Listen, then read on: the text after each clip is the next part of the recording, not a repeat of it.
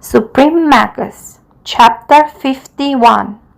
Darkness Falls 2. Black? Lit was flabbergasted. According to their light spectrum theory, a black mana core would indicate the complete absence of any form of mana. In a world where even rocks had it, how could a living being have none? He immediately activated his live vision. Damn! Despite the small build and thin limbs, the Wither was emitting an energy signature stronger than the four of them put together. To his eyes, it was like staring into a black sun. The three kings and leads surrounded the Wither with a square formation, alternating attacks with paralyzing spell. If the Wither moved in a direction, the whole formation moved along with it, trying to prevent it getting closer or away. Livebringer was capable of using earth and water magic, using the first to slow it down and the second to attack with a torrent of razor-sharp ice blades. Reaper used both air and earth magic, using mainly air to restrict the Wither's movements and lightning to attack. Speed was crucial in inflicting damage. The black fog surrounding the abomination was capable to eat away everything, even sunlight. Protector's fire magic was useless. He could only use air magic, following Reaper's lead. Despite Lead's help, the situation wasn't getting any better. As the Wither weakened, it always started ignoring the attackers and forcibly moved towards a new area to replenish its vitality. Lead and Solo's brains were spinning at top gear, trying to find a way to end the struggle. If it's alive, why can't we kill it? What are we doing wrong? After another 2 acres of wood were lost, Lead's live vision could see the three kings' mana and stamina dwindling.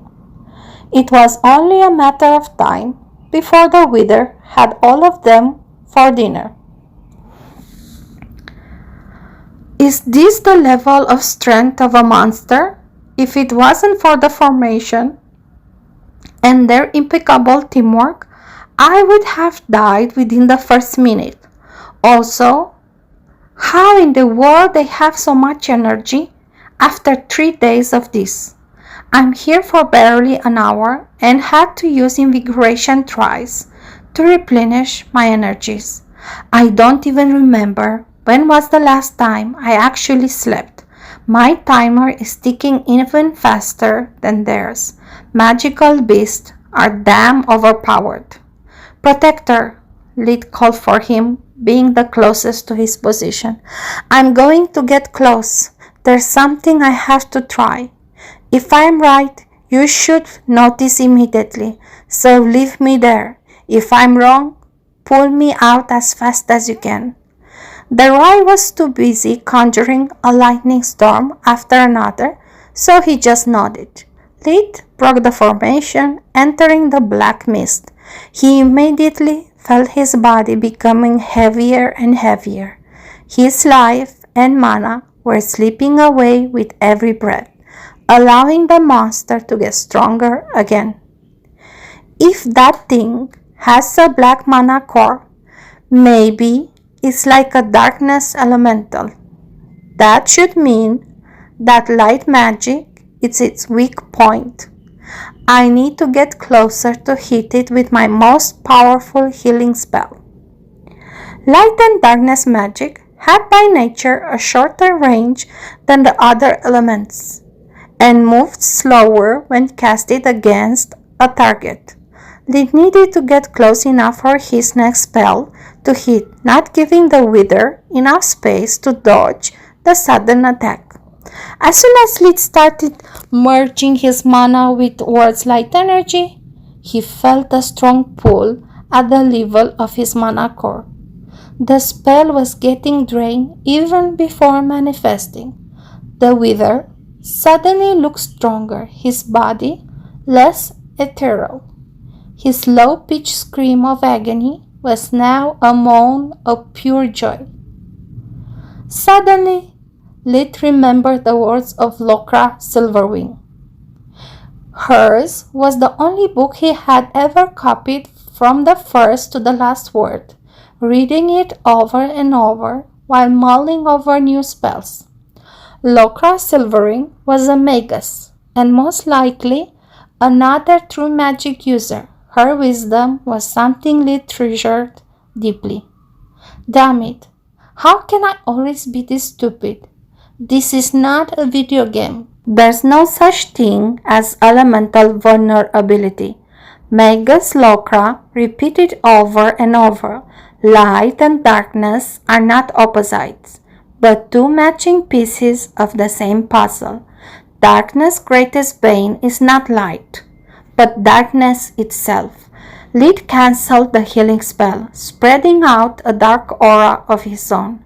The two forces started colliding, emitted black sparks every time they came into contact, trying to cannibalize each other. Lit's aura was weaker, but he was free to manipulate it whenever the two dark fields clashed, condensing it where the enemy's defense was weaker. The Wither, instead, was constantly harassed by the Three Kings' attacks, disrupting its focus and weakening its life force. The Wither's body was getting incorporeal again, but this time he could not turn his back and run. Otherwise, Lit's dark aura would consume it mercilessly. Lit was full of joy, intoxicated by bloodlust and the pride of having finally cleared the mystery. That creature is not burning with power, rather it's bleeding it from every pore or whatever it has. That's why it needed to relentlessly feed on so much energy. Its metabolism is akin to a shark. If it stops, it dies. The Wither was getting weaker and weaker. Its high-pitched scream filled with fear and pain.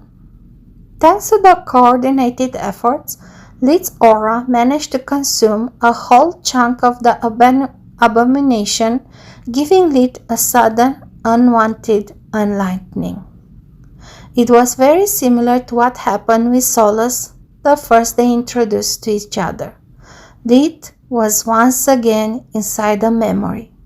He could see himself as a young bear, striving to become strong enough to surpass Irtu's strength and become the new king in the east. Somehow, the young bear knew about manacores and was able to refine its own in a way disturbingly similar to Lit's. But unlike Lit, the younger bear was a natural at both earth and darkness magic, so it continued to relentlessly refine its manacore even when it got painful. Its hunger for power grew along with the manacore strength, tired of waiting for its body to develop naturally.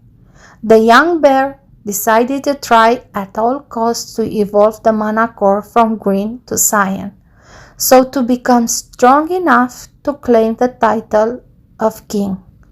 It fought against the pain, bravely and recklessly at the same time, until it made it. But its happiness lasted less than a day. The manacore was too big and strong for its young body, and soon started to fall apart, while the energy contained inside started to leak out. Darkness magic went out of control. The survival instinct kicked in, trying everything just to survive a second longer.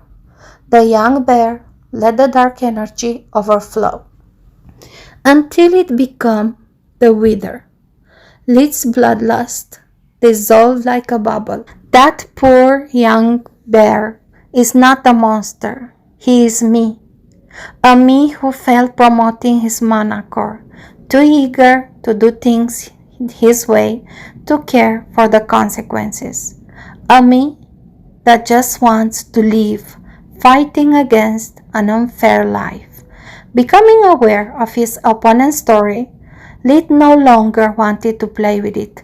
Its screams of agony were a torture for his heart. "I am sorry for what happened to you," he said. "I'll do my best to give you a peaceful death."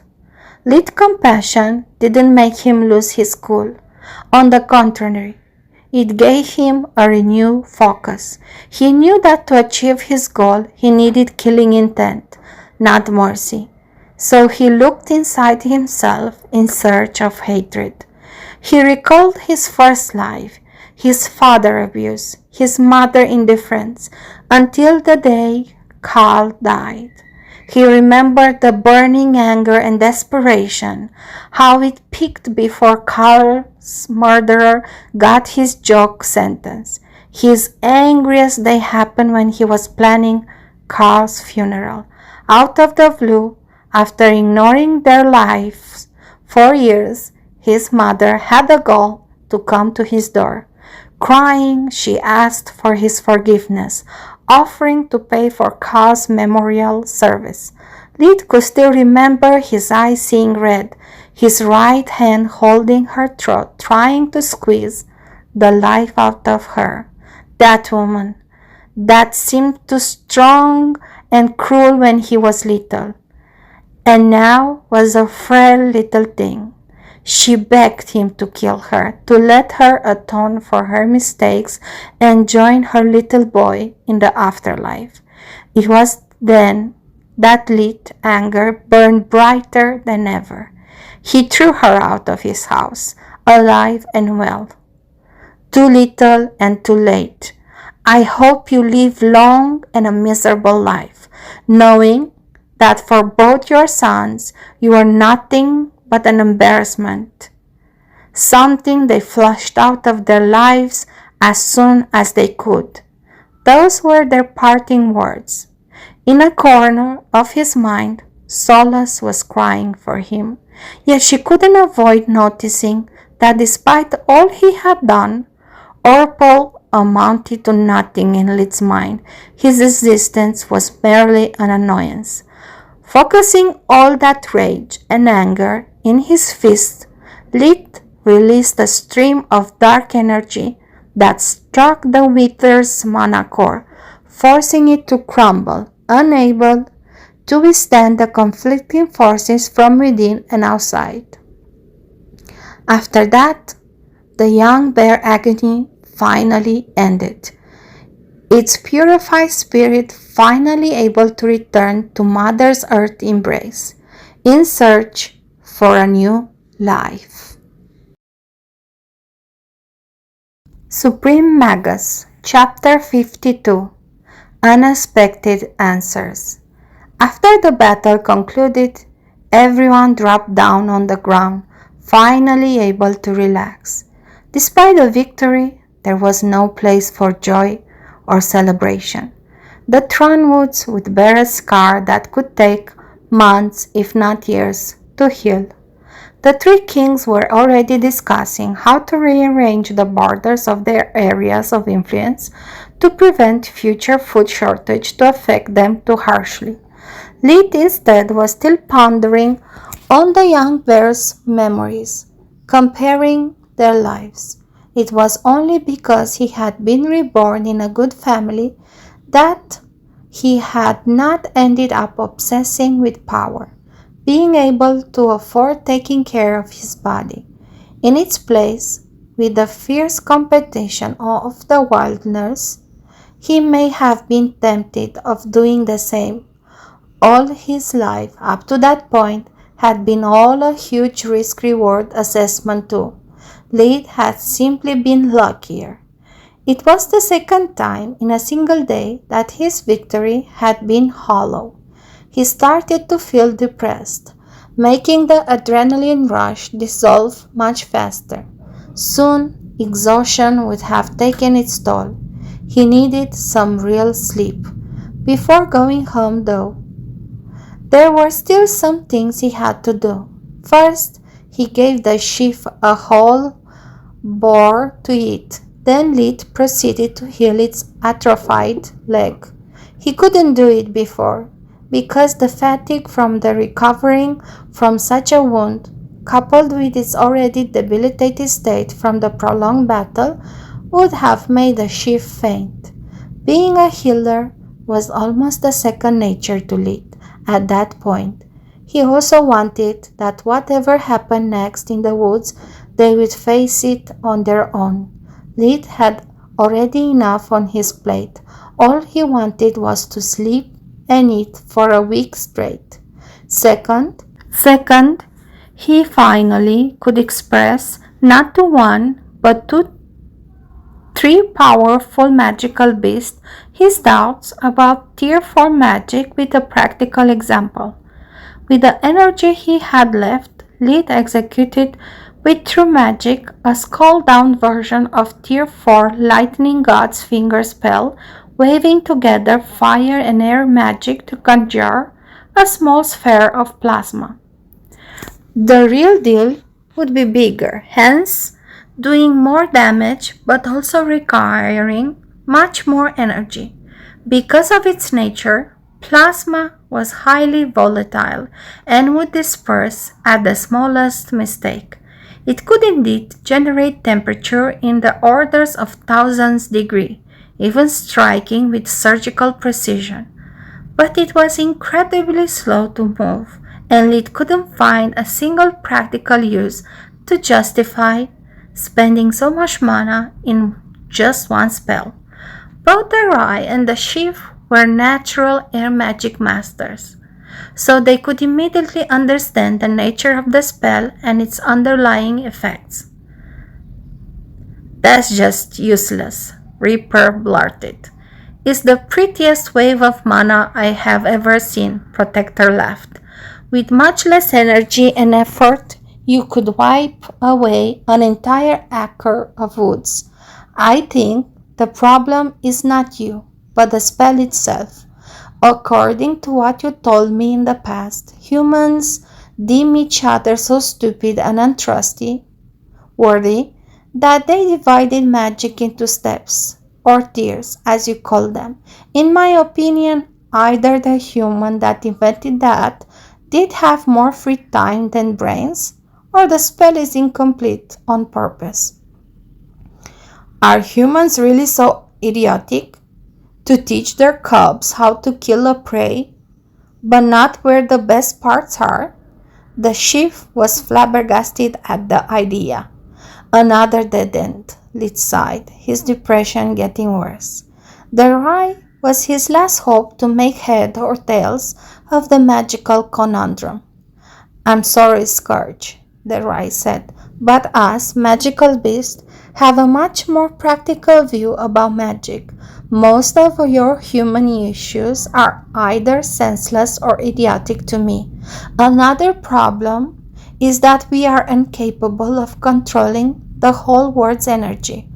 Only king-level beasts can manipulate two elements, while the most complex spells you showed me sometimes use three or more.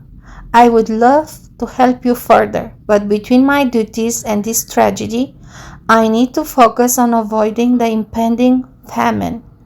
"Sorry." The Rai and the Chief left him, starting to discuss how to make the whole forest, especially the zone most damaged by the wither, survive the coming winter. Lead could feel his headache getting worse by the second.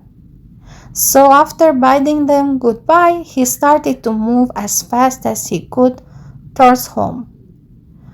So much for a second and third opinion. If the Rai is right, then we have no chance. No academy means no tier 5 spell, which in turn implies that we will be stuck with tier 3 as our main source of inspiration. Not to mention that I really do not envy all those students that waste a whole year of their life practicing incomplete spells. Actually, I have been pondering about what Nana told us, and I think there is another possibility. Maybe tier 4 and fire are so rare to come around because they are strictly related to a mage specialization, Solus suggested. What if the lightning god's finger isn't an offensive spell, but rather an energy source for constructs? Or maybe it's the only way to carve magic runes in the hardest material used for weapons or armors. We know nothing about forge mastering, potion brewing, or anything related to indirect magic. You are probably right, and that adds insult to our injury. Seems we are destined to live 4 very uninteresting years. As soon as he came home, Lit refused to move a finger, going to bed right after dinner, hoping that the next day would bring him good news. Yet months passed, his birthday was getting closer, and so was the deadline for applying to any academy. Meanwhile, Count Lark hadn't been sitting on his hands.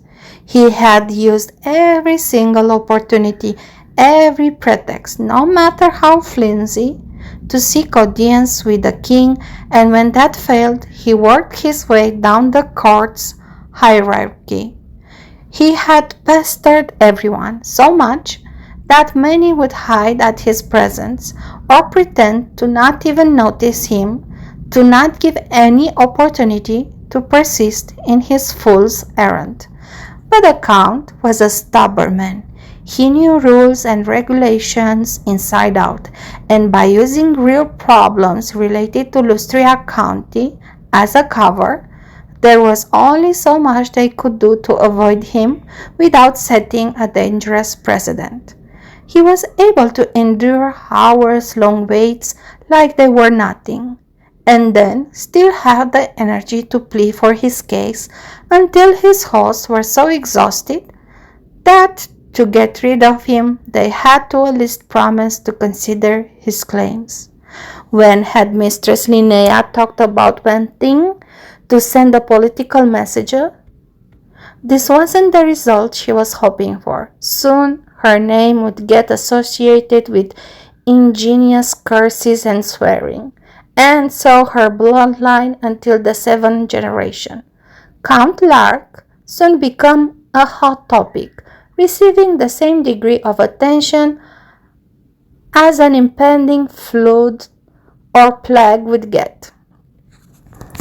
One way or another, he achieved part of his objective, making the whole court discuss the possible implication that Headmistress Linnea's new rule could cause in the future. Was it really worth to bar the road to a promising magician because of how or where did he or she learn spells? Why punish the victim of a crime just because she had asked to uphold the law? Should a headmistress of such an important institution be allowed to change the rules of admission on a whim without any form of control? An important discussion like that needed time, but most importantly, peace and quiet. So the court unanimously resolved to grant Marchioness Distar, the true ruler of Lustria Country, extraordinary powers to face Count Lark as she thought best. In other words, she was left with the short end of the stick. Now, Count Lark would relentlessly pester her, while everyone else would live happily ever after. Marchioness Distar already had her fair share of trouble. Tranquil Lark was just the icing on the cake. She pondered more than once to use her newfound authority to behead him. But her good sense and all her personal advisers stopped her. Lark was one of her best retainers. He was sincere, didn't scheme on taxes, never had sordid affairs that she was forced to cover up. Not to mention that under his guiding hand, Lustria County had been flourishing for over 20 years. Without that, the Marchioness and her mother before her had ever to move a finger. It was a well-oiled machine, and honest to boot. Replacing him would cause her much trouble than executing him would prevent. Having her back against the wall, she decided that honesty was the best policy. Lark was a loving father after all. Maybe he would understand her position and leave her alone if he knew the truth. After granting him 37 audience in less than 3 months, she explained to Count Lark her family's plight. As you know, the higher you get, the more trouble you incur into. A few weeks ago, my family experienced an attempted murder. Thanks to the safety measure we had surrounded ourselves with, it failed. But it didn't pass without consequences. One of the assailants managed to reach my daughter. Her magical protections took the brunt of the hit, reducing a dead blow to slightly more than a pinprick. All is well that ends well, the Count commented. The Marchioness had to stop herself from slapping him to death, rubbing her forehead instead, trying to calm down. I wish, because of that pinprick, my daughter has been cursed. Cursed? Count Lark monocle jumped out of his orbit from the surprise. Usually he would scoff at such preposterous concept. In all his years of exploring magic curiosity from all over the world, he had encountered curses only in the bedtime stories he read for his children. But the Marchioness' glare induced him to put his monocle back in place and let her continue. Yes, cursed. I wouldn't believe it myself if I hadn't seen it firsthand. When the healer tried to help her, preventing a scar, instead of disappearing, the wound became bigger. I tried everything, calling renowned masters, potionists, healers, medicine women, shamans. Nothing worked. Now, the only thing that keeps my ever-bleeding daughter alive is the constant consumption of potions and the help of my personal magician Ains. As you know, he is considered a genius, maybe the best ever graduated from the Black Griffon Academy. To make things worse, when the assailants understood they had no chance of escaping, they chose to blow themselves up, destroying all the evidence. There was no one to interrogate, nothing left to examine, to understand what they had done. This is fantastic, the Count thought. This is terrible, the Count actually said, keeping his best grieving face.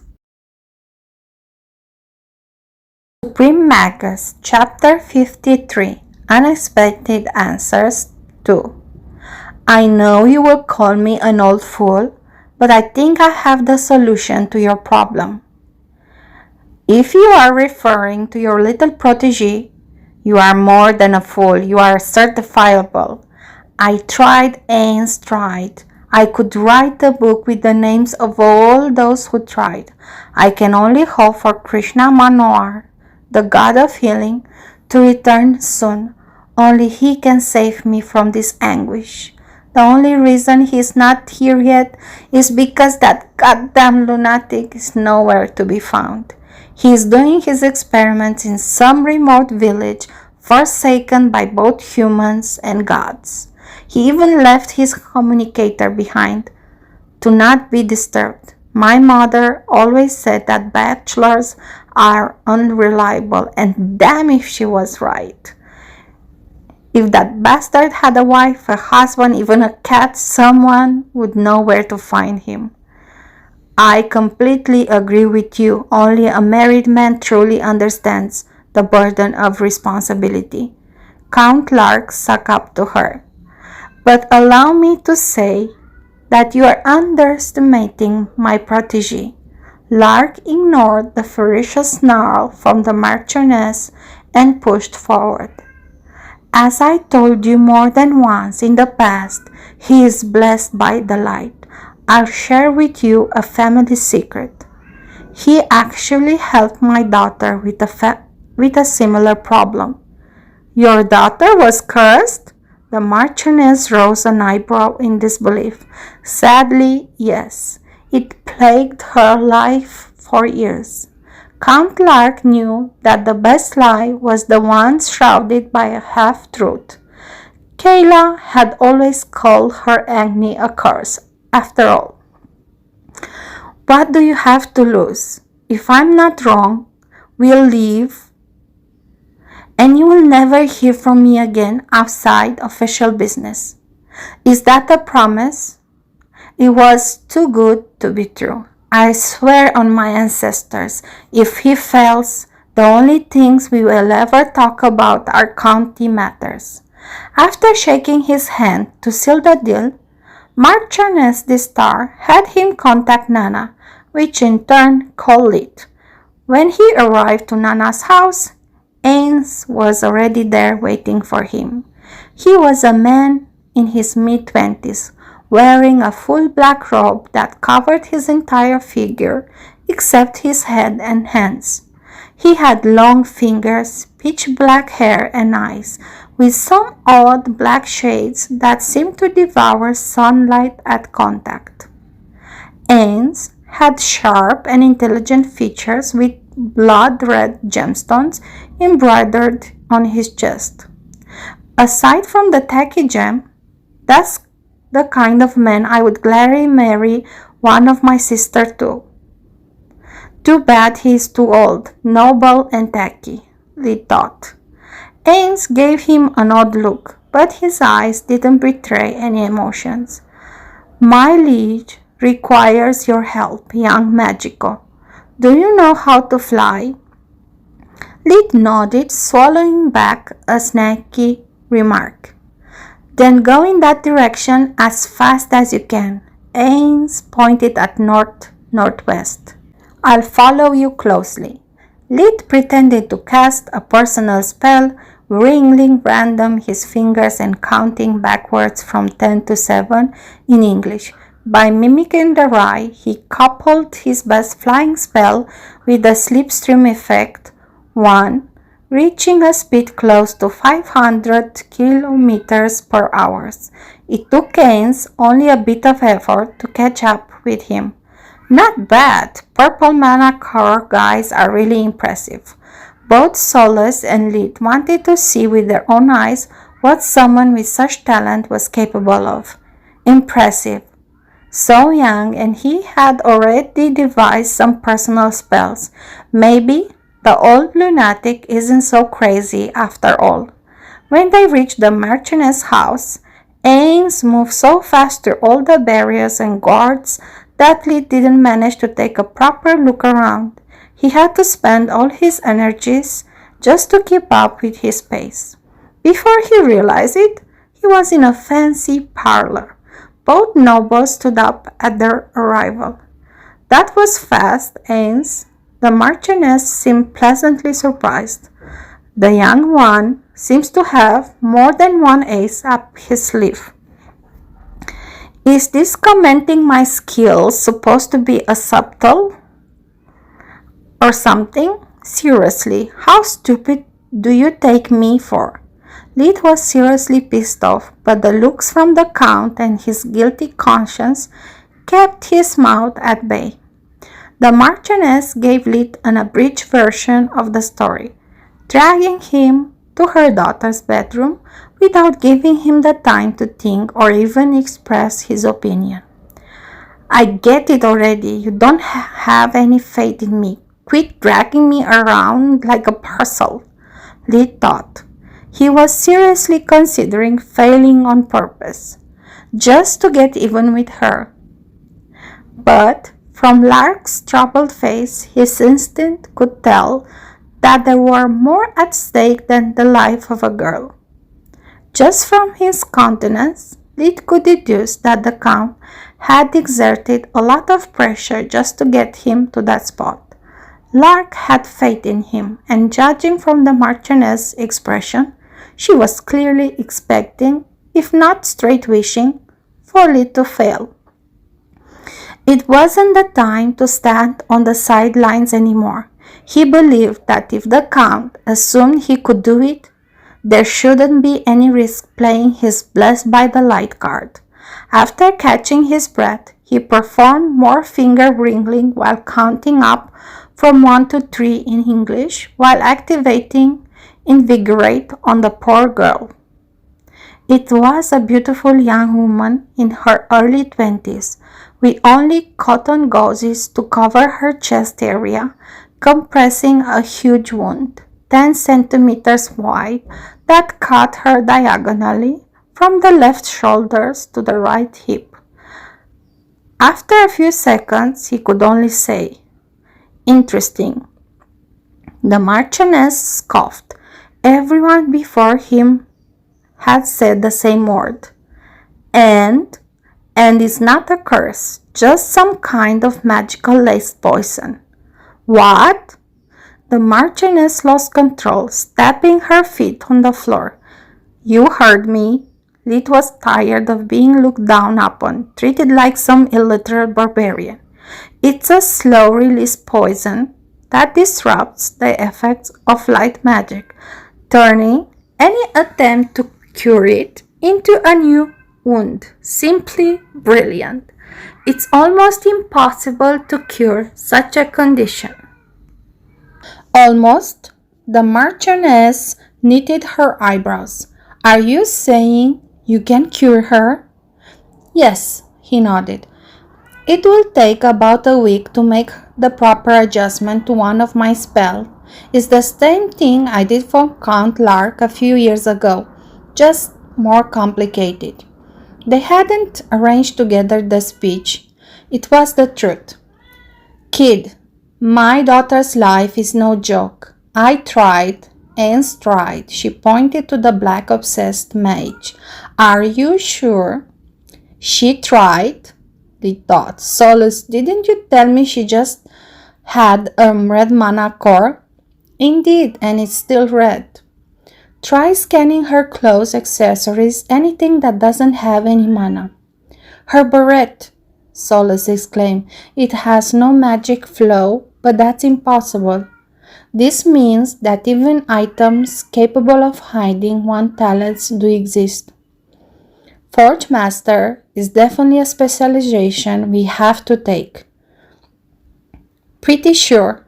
I will be back in a week and... Lee tried to move, but the Marchioness stood in his way. If what you say is true, you'll stay here and cure her as soon as you finished, not a second later.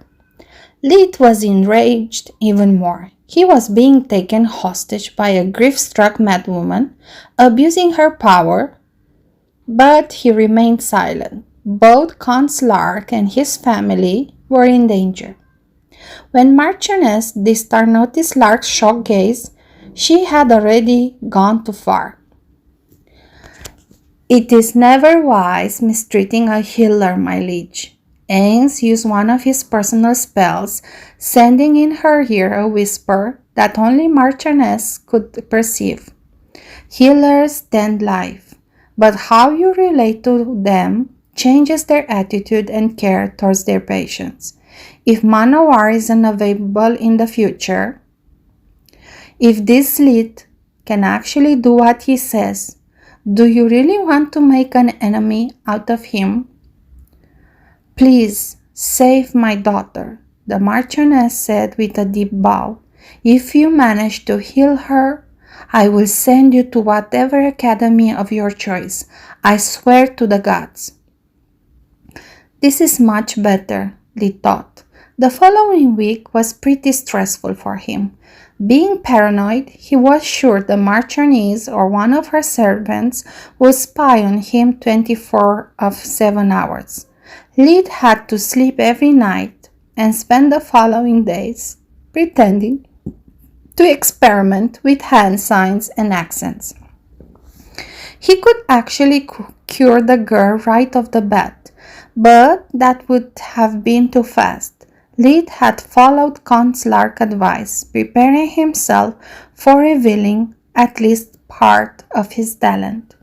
When Manacore was at his age, he had solved a similar case in less than 3 days.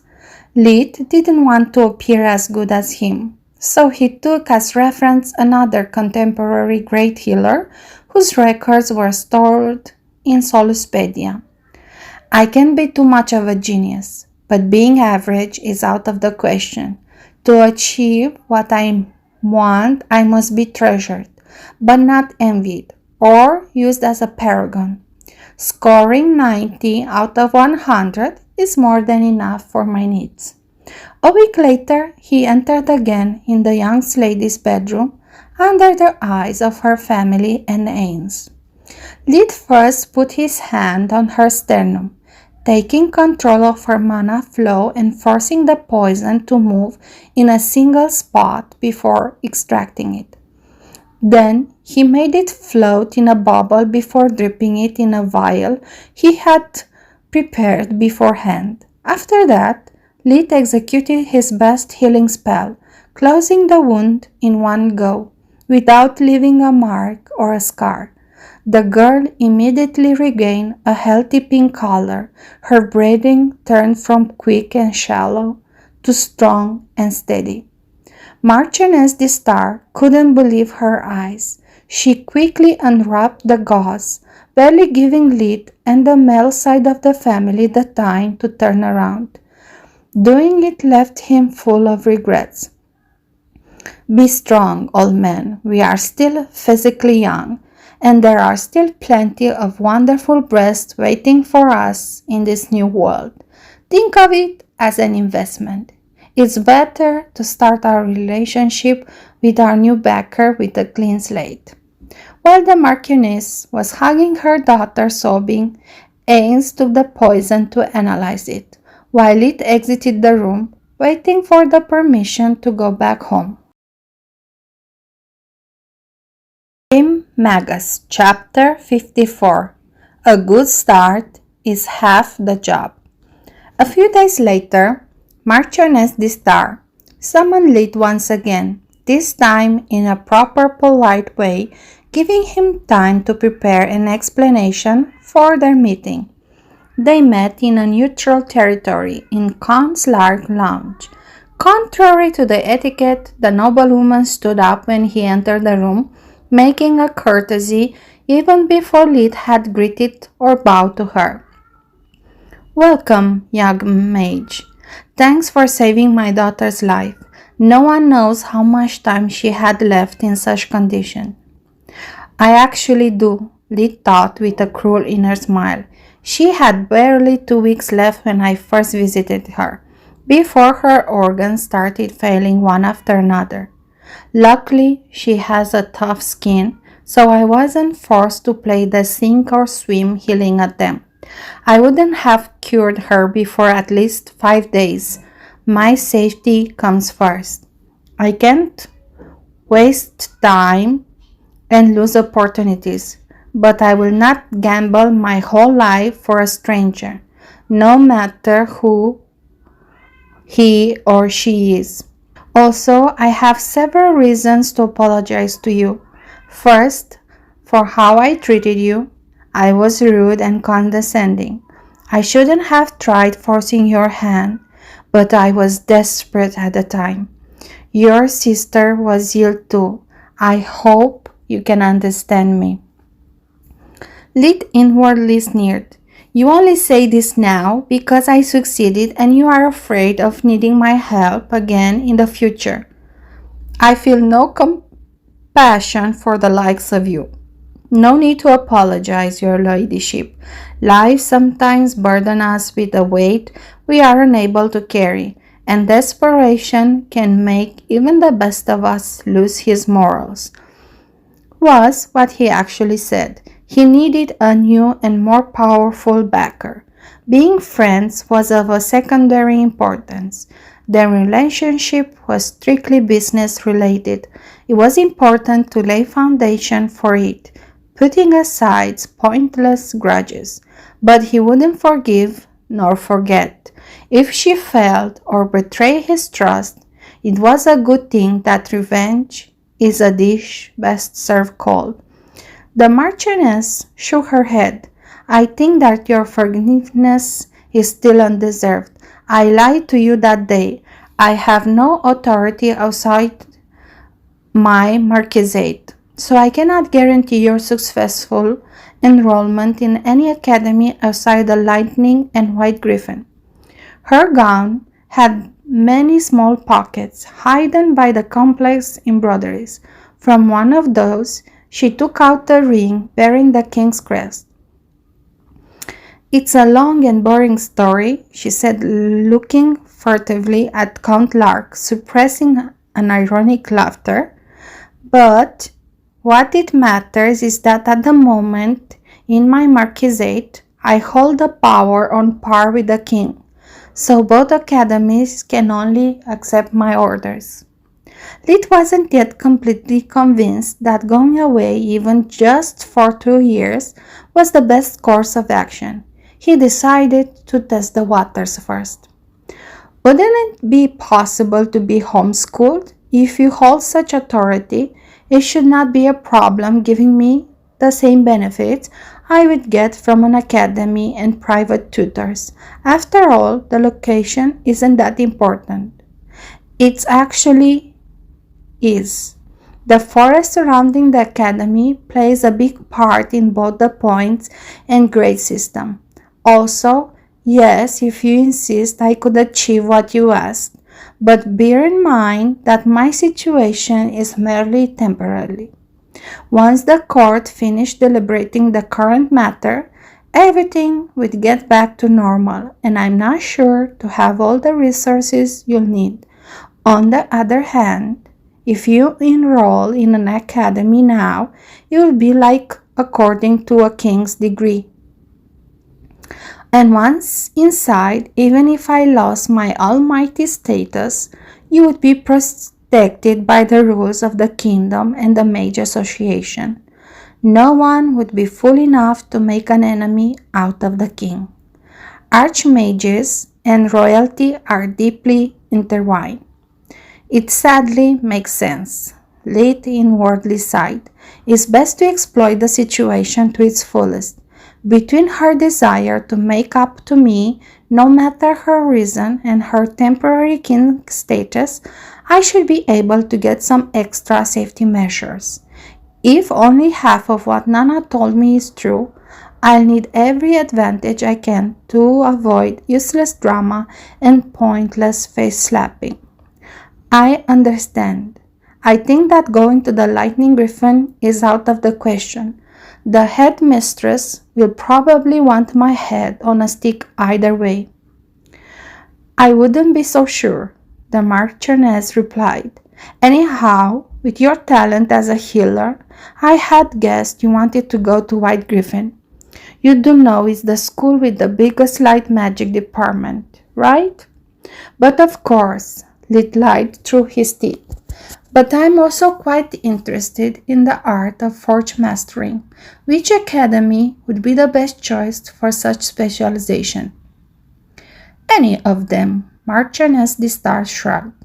They all have good forge masters, but the great ones avoid academies like the plague. Artists like to be free, while in an institution, they have to take care of paperwork, teaching, the student items, all things that would keep them away from their research. Not to mention that for an academy forge master, keeping the nature of his research a secret is much harder. To get funds from the academy, you have to share. All great mages hate sharing. That piece of news reassured Lit. White Griffon it is, then. How long will the trip take? Lit recalled that Nana once stated that the academy was more than 500 kilometers away from Lustria. Even if it was just for an audience, he would need to pack some clothes. From my house? Considering that we first have to speak with the headmaster and then you have to take your admission exam, I'd say 3-4 hours tops. You'll get home in time for dinner, that's for sure. Lid found difficult to do the math.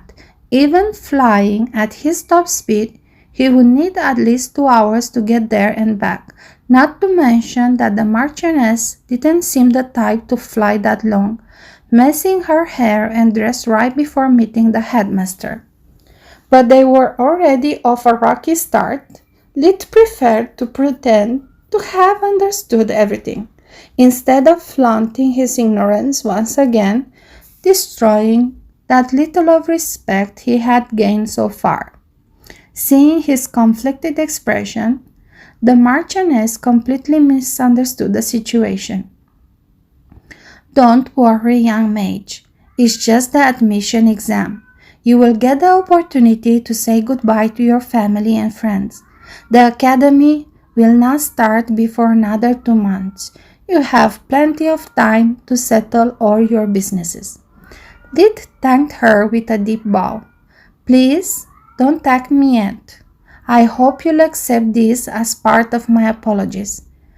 She handed him a communication amulet, very similar to all those he had seen up to that point, except for the fact that it had only one rune on it right on its center.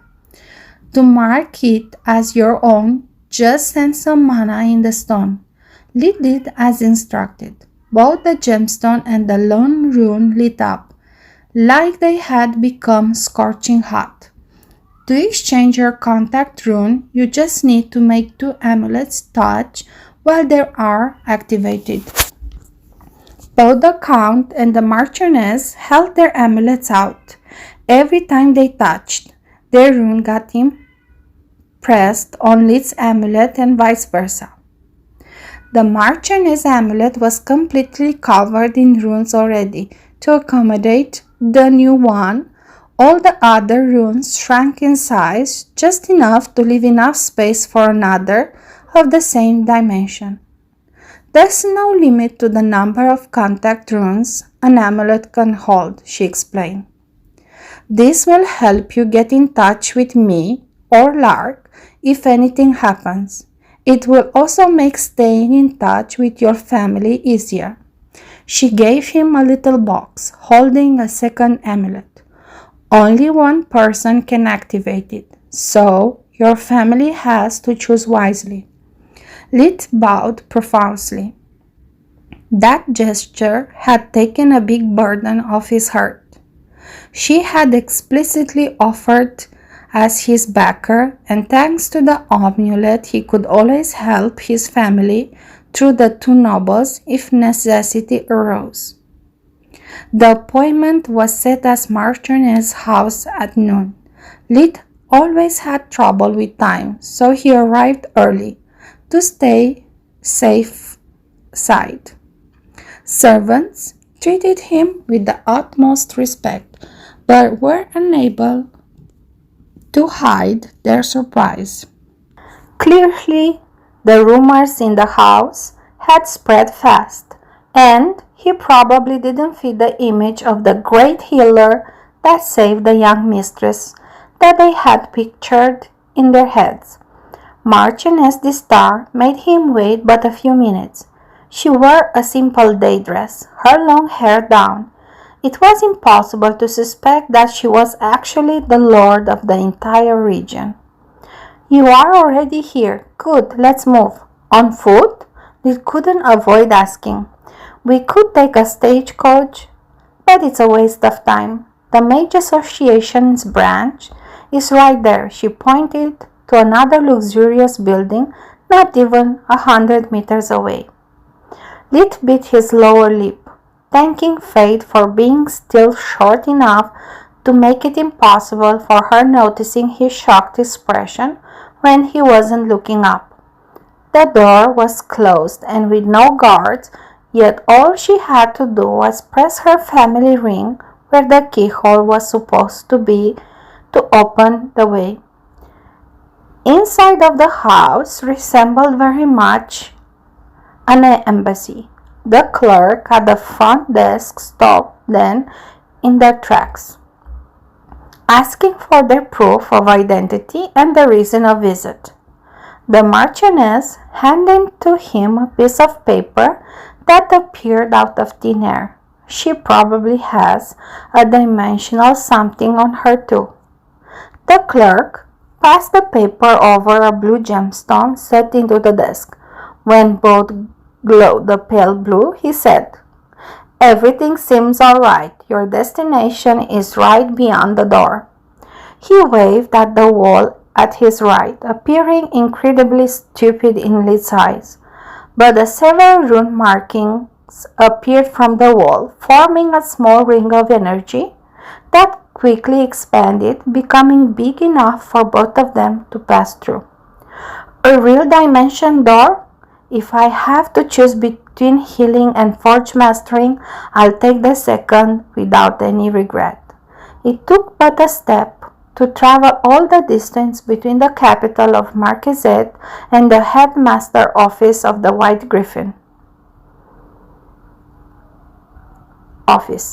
Lit recognized it because it was almost identical to the Lightning Griffin one. The only difference were how the furniture was positioned and the headmaster's personal effects on display. Books he had written, certificates of merit from both the kingdom and the association. They covered the whole wall behind his desk.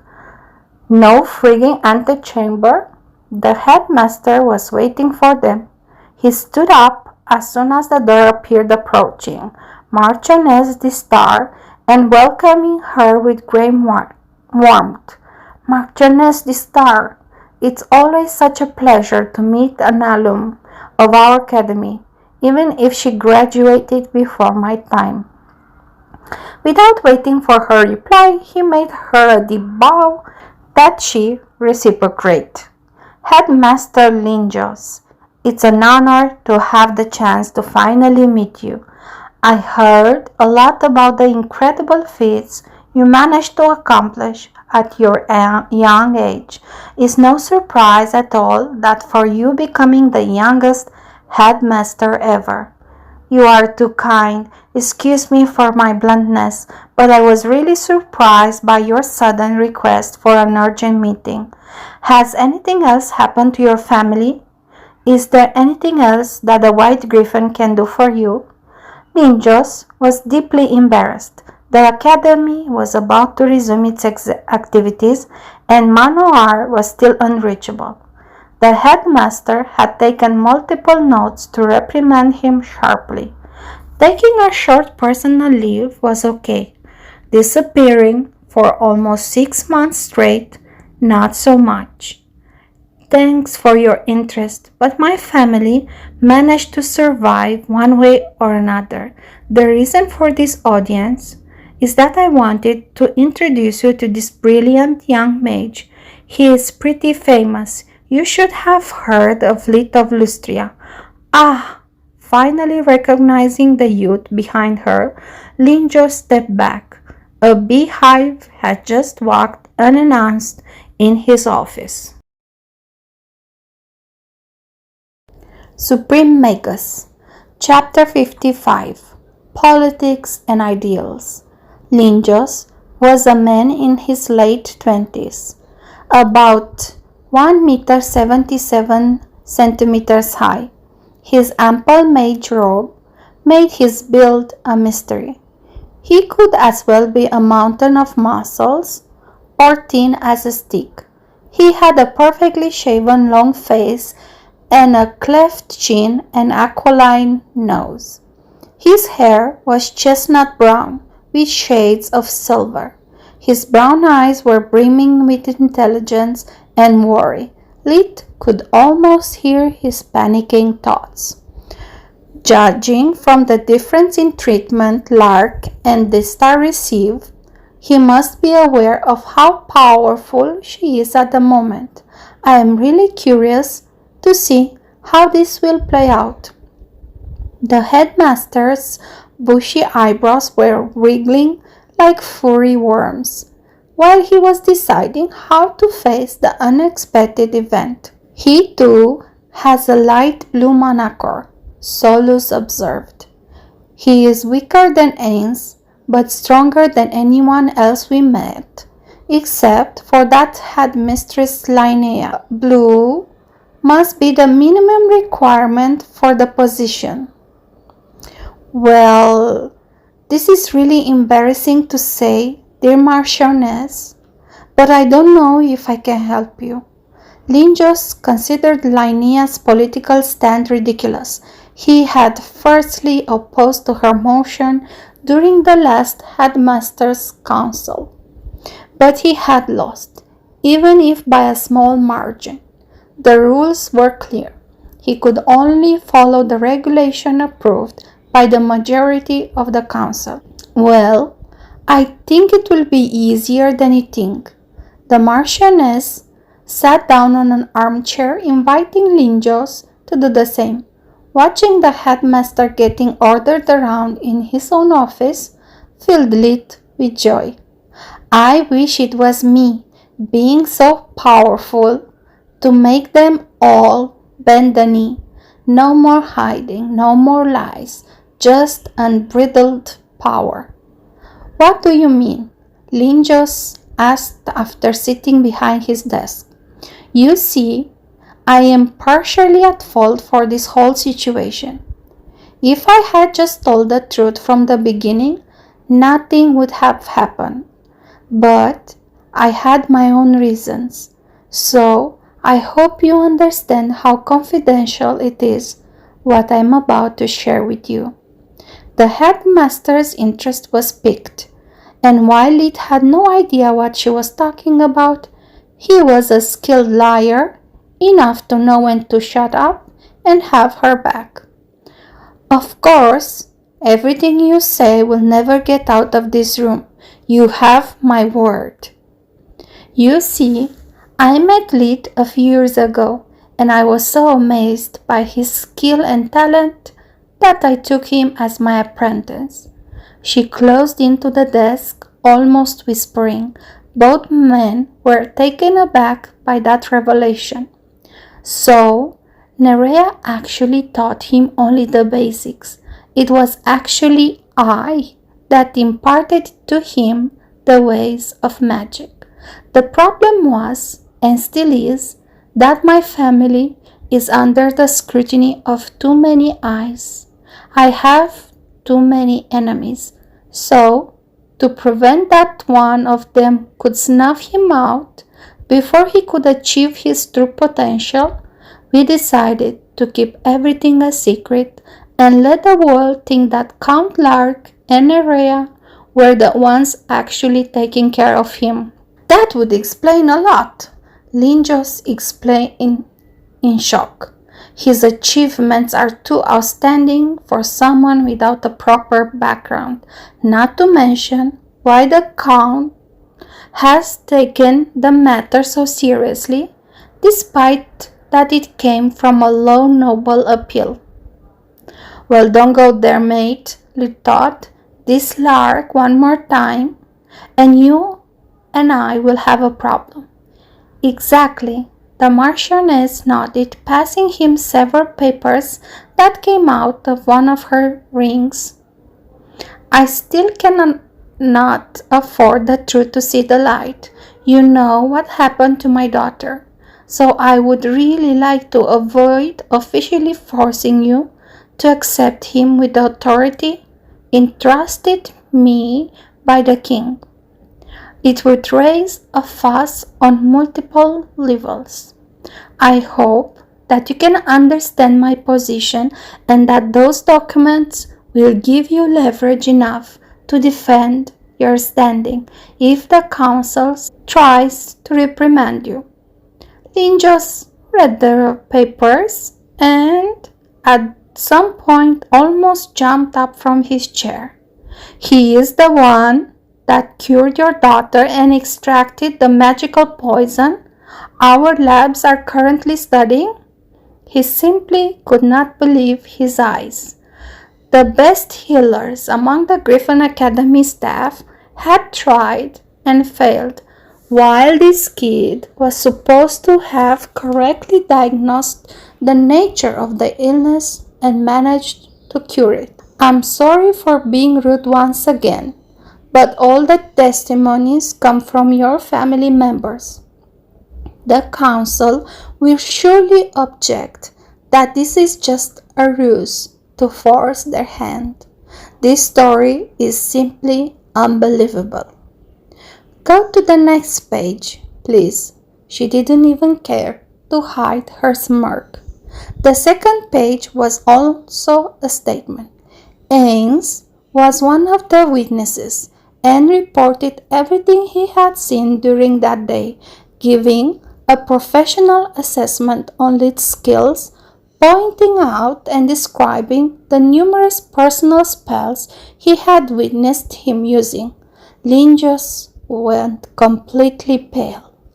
Ain's testimony was a sworn one, just like the others, but coming from a mage, it had a completely different significance from that of a noble. Doubting his word was the same as calling him a liar and an incompetent.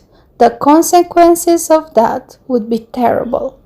Despite being so young, his talent and power were beyond question, not to mention that the Black Griffon would become a sworn enemy of anyone who tried to taint their genius reputation.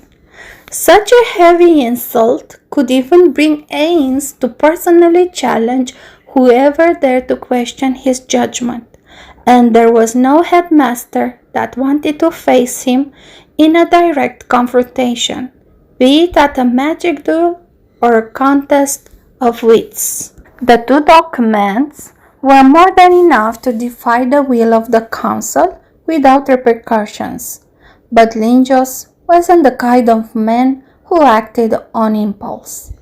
The fact that I can doesn't mean that I must do it, he pondered. Whatever I do, I will face a different backlash, either from the Marchioness or the council. From a political standpoint, there is not much difference, and that makes my decision much easier. If this kid is really so talented, it would be a crime against magic to blindly follow the words of those old fogies. I remember well how they opposed to me becoming headmaster, claiming I was too young, too radical for the position. It's time to teach them a lesson. Their wrinkly bottoms have been rooted to their chairs for so long that they have forgotten about the passion that teaching magic requires. I accepted the position the queen offered to me because I was disgusted seeing how academies were being reduced to paper pushers, neglecting to nurture true talents and bootlicking those who are already powerful for petty political gains. The Marchioness waited patiently. Being thoughtful was a plus on her book. Only idiots and lapdogs would mindlessly charge towards danger. I will be glad to take your disciple in my academy, but only if he reaches the minimum requirements. Under my guidance, there are no favoritism in the White Griffon. Both the Marchioness and Lid had no objections. Lid had been instructed about the admittance test by Nana well before his visit to the Lightning Griffon, and before going to the White Griffon, he had asked confirmation from the Marchioness. Nana's admittance had happened decades ago. Something could have changed over time, but from this year's experience, the structure of the exam was still the same. Headmaster Lingus used his communication amulet to assemble the heads of all the magical departments in the test room. Lid was curious about exploring the academy, but the headmaster opened another dimensional door, bringing them to the destination. It was a big square room with each side 30 meters long, that seemed carved out of a single huge piece of stone. The walls, floor, and ceiling were all smooth with no gap except for a door. The only piece of furniture were several chairs lined up against the wall where the Marchioness, the headmaster, and the faculty heads sat as soon as they came out of several dimension doors. Lid felt a new respect for fake mages. Compressing space with such ease, allowing instant movements, was something beyond his wildest dreams. When all the 7 heads arrived, the headmaster said, "Show us your basics." He was asking Lee to show his proficiency with charm magic, the foundation of all magics. If only you knew what you are missing. Lee inwardly smiled. Lee took a deep breath, stimulating his manacore to its maximum output. He stood straight, extending his right hand upwards, right above his head, generating a sphere of dazzling white light the size of a chestnut. His sharp hearing could already listen to some whispered comments. Perfect silent light magic, trivial but effective. Hope he can do something better. I have so much paperwork in my office. Lid openly smiled, moving his arm clockwise, and when it reached 2 o'clock, a fiery fireball appeared. 2 kinds of perfect silent magic. Not bad for a commoner. Double casting. Finally something interesting. The arm kept moving in a fluid movement, not letting them the time to chat. At 4 o'clock, a small thundercloud appeared. The audience started to get interest. Triple casting at 12 years? What a triple perfect silent! The arm reached 6 o'clock. A blot of pure darkness started consuming the light, pulsing with hunger. Both the headmaster and the Marchioness had already understood what it was. But while the Marchioness had seen it in action, Linjos was shocked. It couldn't be Silverwings. At 8 o'clock, dust and dirt condensed into a small round stone, while at 11 o'clock, a small bubble of water constantly shifted between gas, liquid, and frozen state. By the gods, hexacasting with perfect silent magic. That's almost Magus Silverwing's mana hexagram. The last student that managed to do that. The headmaster hit the department head with the elbow, forcing him to shut up. Lid's interest was piqued. Why interrupt him? Was the identity of that student a secret? There is no almost, he thought. His arm didn't stop. At the second round of his arm, the single dots of energy became connected by tendrils of power, forming a perfect hexagram inscribed in a circle. Through the shared connections, energy started circulating until the single elements disappeared, leaving only a golden hexagram floating in the air. That was the reason why Nana had been admitted back in the day, and she had passed it down to Lid. Locra's Silverwing mana hexagram was a rare feat that barely a magician out of 100 was capable to perform. It was an exercise that demonstrated not only mastery over all the elements, but also a deep understanding of the mana flow. It emphasized the mental strength and focus. It was an unwritten rule that whoever was capable of casting the mana hexagram was automatically admitted, even if he or she was a slave. After that, they started to cast fake magic spells as fast as he could. Now he had to prove his mastery and control over the first 3 tier of magic to skip the beginner's years. He was supposed to cast at least 20 tier 1 spells, but he performed 30. He could have done more, but avoided to. Lid had already studied and memorized all the White Griffon records. If geniuses scored 110 out of 100, 90 out of 100 was a perfectly fine result for him.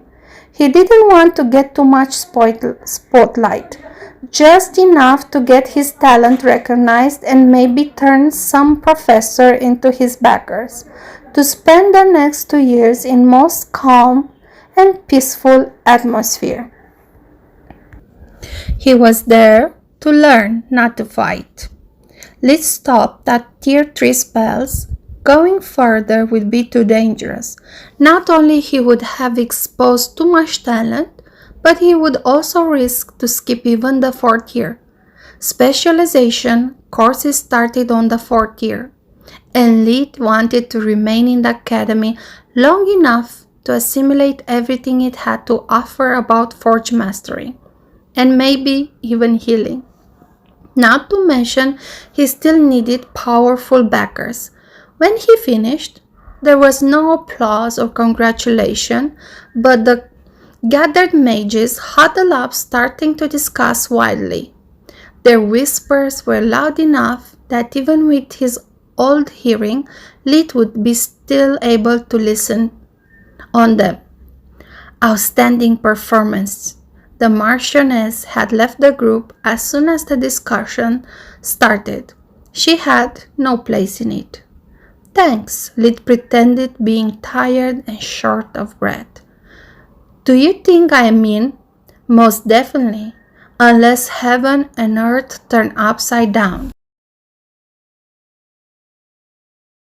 Suprememagus, Chapter 56, Bargains and Promises.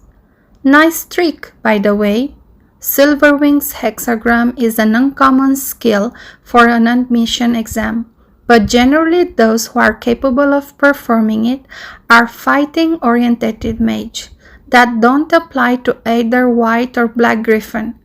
I must admit to have underestimated you.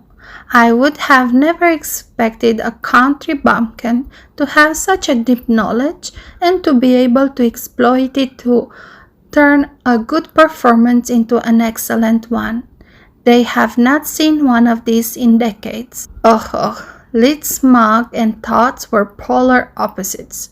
Either Nana didn't know about this, or she set me up. Let's hope my score isn't too high.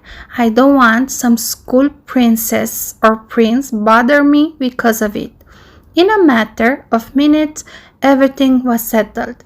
New dimension doors opened and the mages disappeared without saying a word.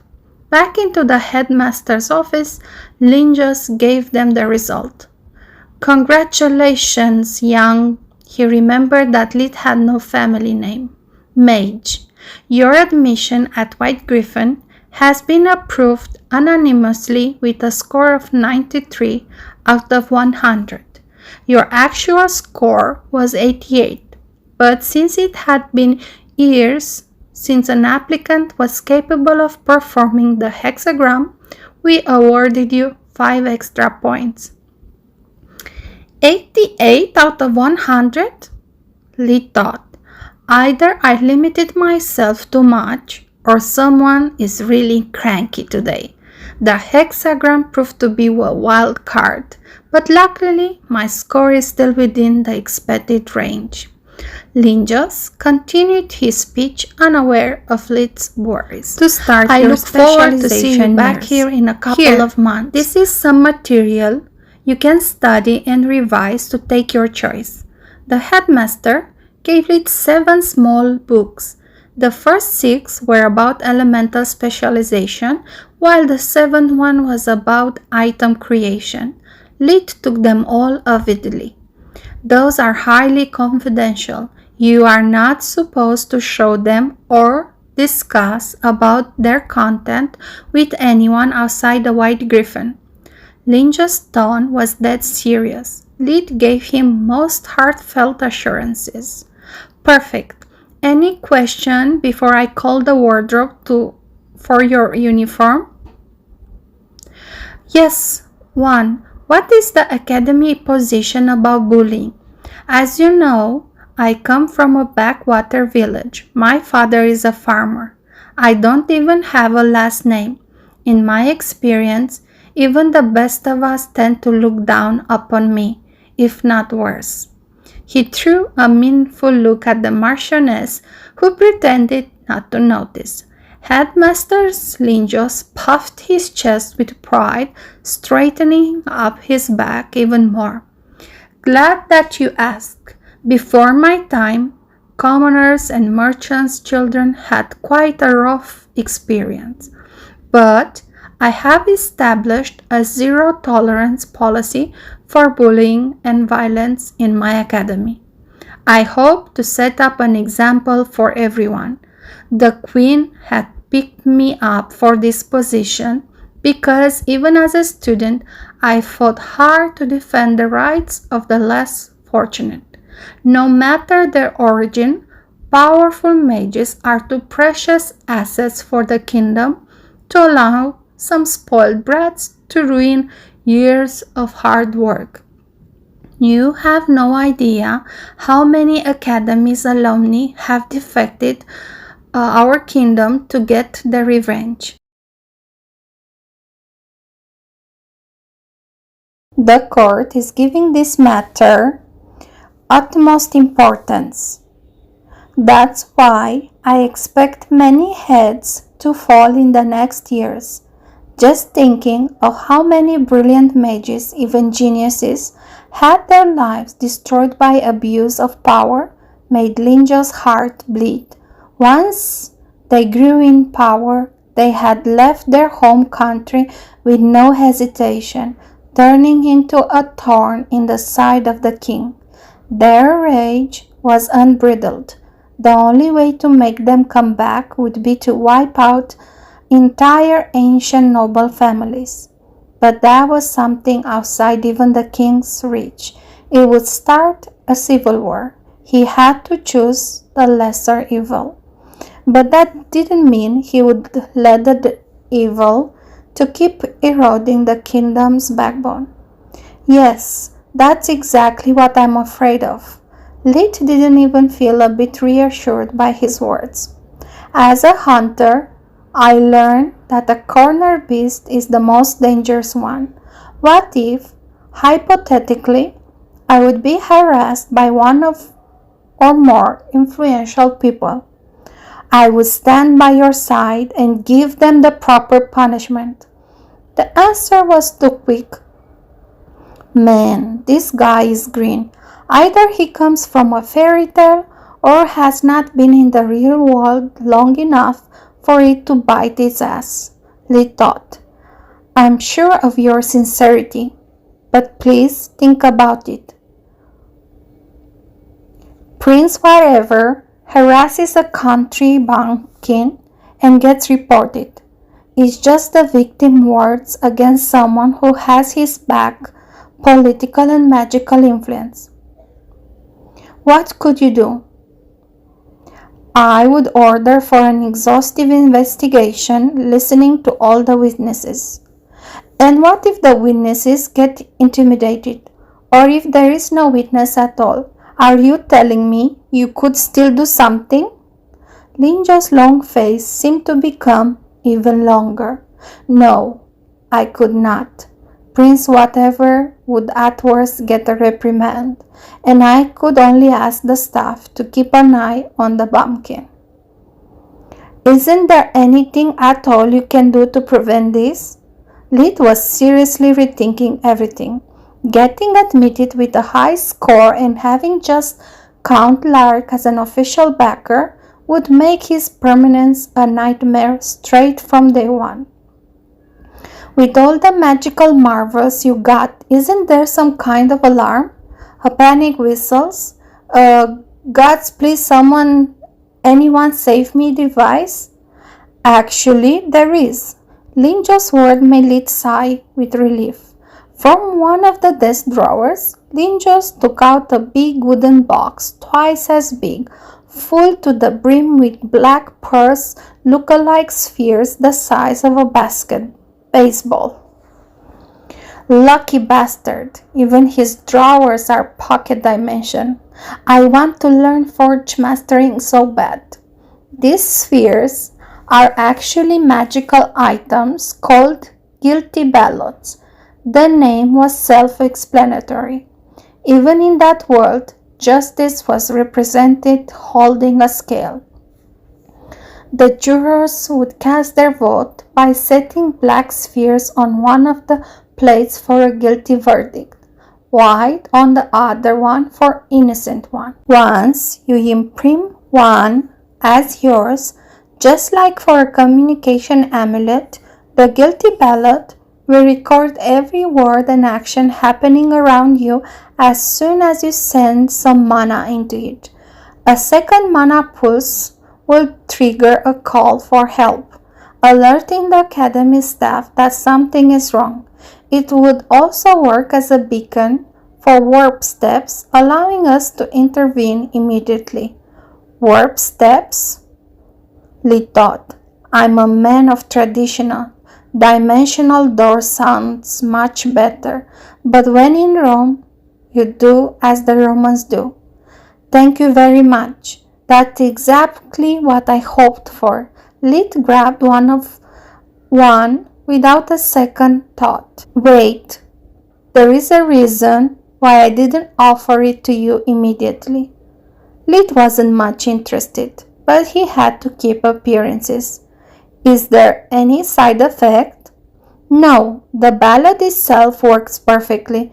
It has been made by the best forge masters after all. The problem is that its use is socially frowned upon by both students and teachers. I must warn you that it's much more famous as the coward's end. Lit hid his mouth with a hand, pretending to be in a deep thought while he was actually grinning in disgust. Yeah, right. I had enough of this. Back on Earth, you need to learn how to stand up for yourself, they say. A little bullying helps you build your character and prepare you to face the real life and all that. Then all those teachers would be first to cry when one of the victims committed suicide, or even better, if they took up a gun to settle their scores. Seeing that Lit wasn't replying, Linjos continued. Very few students have picked the ballot, and even those who did usually return it after some weeks. Isolation and ostracism are another form of violence I can do nothing about. And for someone away from home for the first time, a bad friend is better than none at all. It could prevent you from socializing, keeping everyone away from you, even those who could actually become your true friends. Please have faith in me. I will stand by your side no matter what. All the teachers I handpicked share my vision and will do all they can to help you. Lit wanted to sarcastically laugh in the face of his groundless optimism and wishful thinking. Thank you very much for your concern, but as I can see it, it would be a thorny path with or without it. Besides, I decided to join your academy to quench my thirst for knowledge, not to make friends. Without the ballot, I would be in the hands of fate. With it, instead, if you are right, I will never need it, nor ever be forced to reveal I do possess one. If I am right, we both will have our backs covered, and you will have what you need to pursue your ideals. It's a win-win situation. Lee tried to be polite and accommodating, but in his mind he could see several flaws in Linjo's pep talk. He admitted not being able to purge all the bad apples. This means that I need to be very wary of both students and teachers, not to mention that we barely know each other. How can he possibly be so naive? to expect me to take his word at face value. For all I know, he could as well be a straw man with no actual power that the rotten system has put into this place just for marketing. Only time will tell me if this guy is just a frigging paint job or a rust bucker or the real deal. Lin just sighed, but instead, he didn't insist it no more. It hurt his pride and spirit seeing such a young man being so cynical. When he had started as a headmaster, he had always pictured himself as a charismatic figure capable of instilling trust in his pupils. But being a mage, he was more pragmatic than idealistic and recognized the truth behind Lid's words. After Linnea destroyed his future, it's natural for him to be biased. I'll show to both him and the Queen that my methods work. The ballot is a sad relic of the past, born because of the incompetence of my predecessors. Nobles and commoners can and will go along, Lin just thought. After concluding that matter, Lin just summoned in his office a ward-up clerk that delivered a uniform way too big for its size. It consisted of a white shirt, blazer, pants, a robe, and black shoes. The embroideries instead were of a pitch black color. At the moment, the uniform is at its biggest available size. Our forge masters enchant them so that they are able to fit perfectly with the wearer. As you grow over time, it will expand, so you will not have to change it. The uniform has many other properties. They are described in a note inside the chest pocket, with one exception. Linjo took out his shirt cuffs and unused ballot, bringing them close. The black sphere suddenly disappeared. You do not possess yet any dimensional object, and you cannot walk with a ballot in your hand the whole time. So, our uniform's cuffs possess a hidden function, a very small dimensional storage that only applies to ballots. As far as I know, aside from us, the forge masters, no one is aware of its existence. Lid nodded, sending mana to the guilty ballot in his hand. The magical item absorbed greedily the energy, imprinting Lid's mana as its master. In many ways, it was similar to Solus, yet the differences were like heaven and earth. Needed Lid's mana to function, not to live, and it was incapable of absorbing it on its own. Through his mana flow, Lid was capable of making it start or stop recording, projecting the recorded images and sounds. This thing is dead as a doornail. It's just like some kind of CCTV, and I'm the power plant. The uniform, though, has some pretty sweet properties, Lid thought while skimming the instructions. Before leaving the headmaster office, Lid received even more booklets that described the academy's history, its forest, how the student point system worked, and so on. There was enough to fill a small library. Thankfully, the Marchioness offered to carry them for him in one of her dimensional pockets. Damn it! If it wasn't for Soluspedia, it would take me months to read and memorize all this stuff. Between knowing the White Griffon rules and the regulation inside out and the guilty ballot, I should have what I need to survive for the next 2 years. Maybe. Suprememagus, Chapter 57.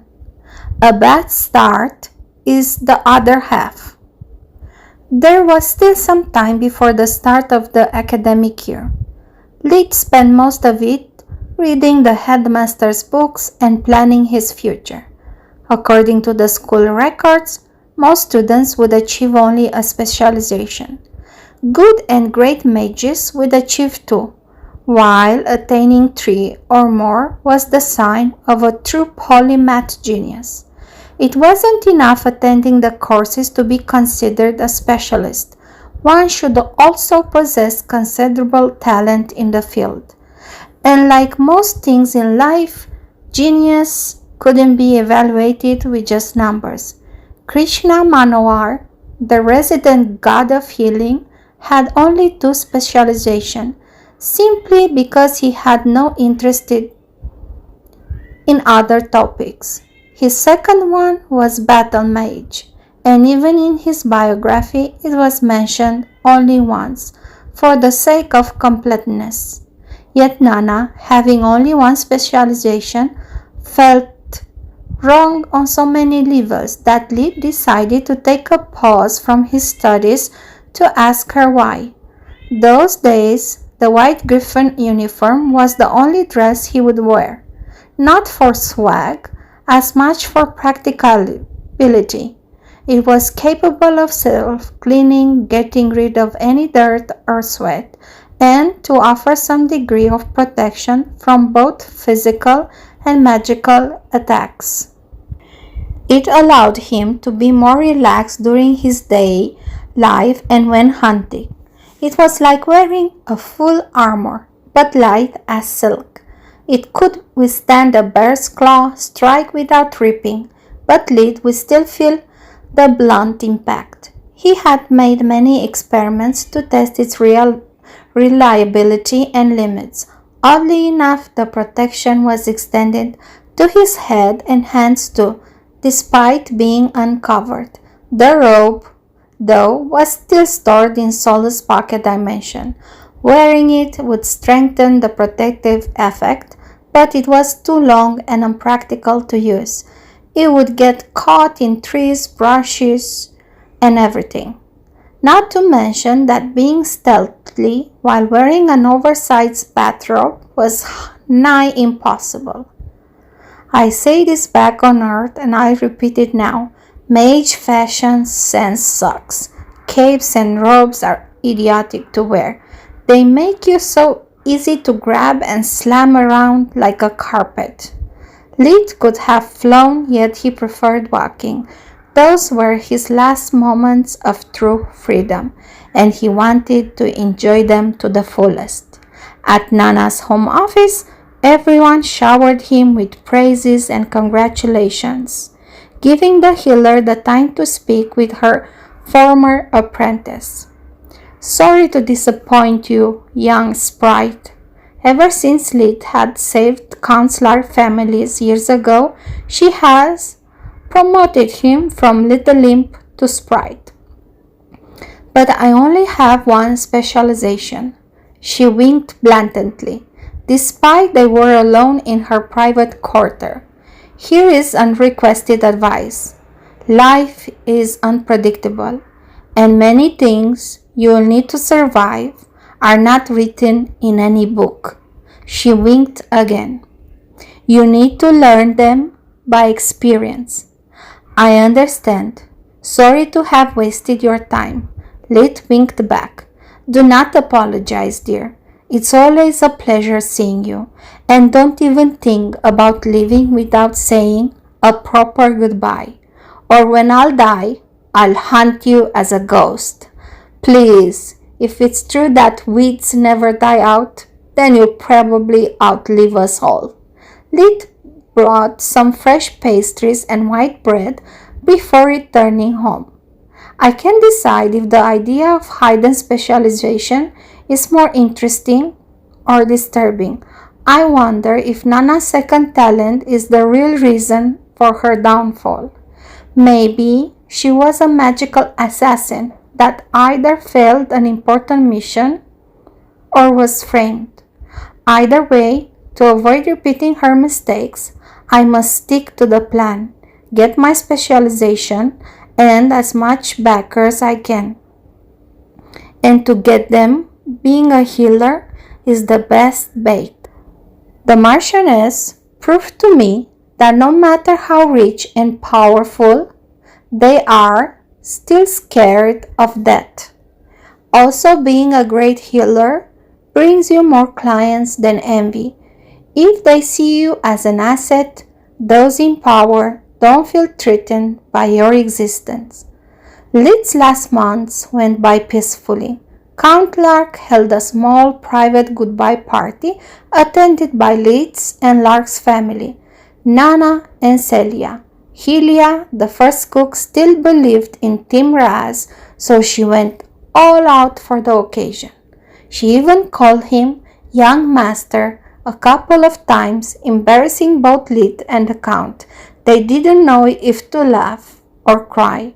Rumors indeed die hard. The only sour note was the presence of Senton, Eliza's soon-to-be husband.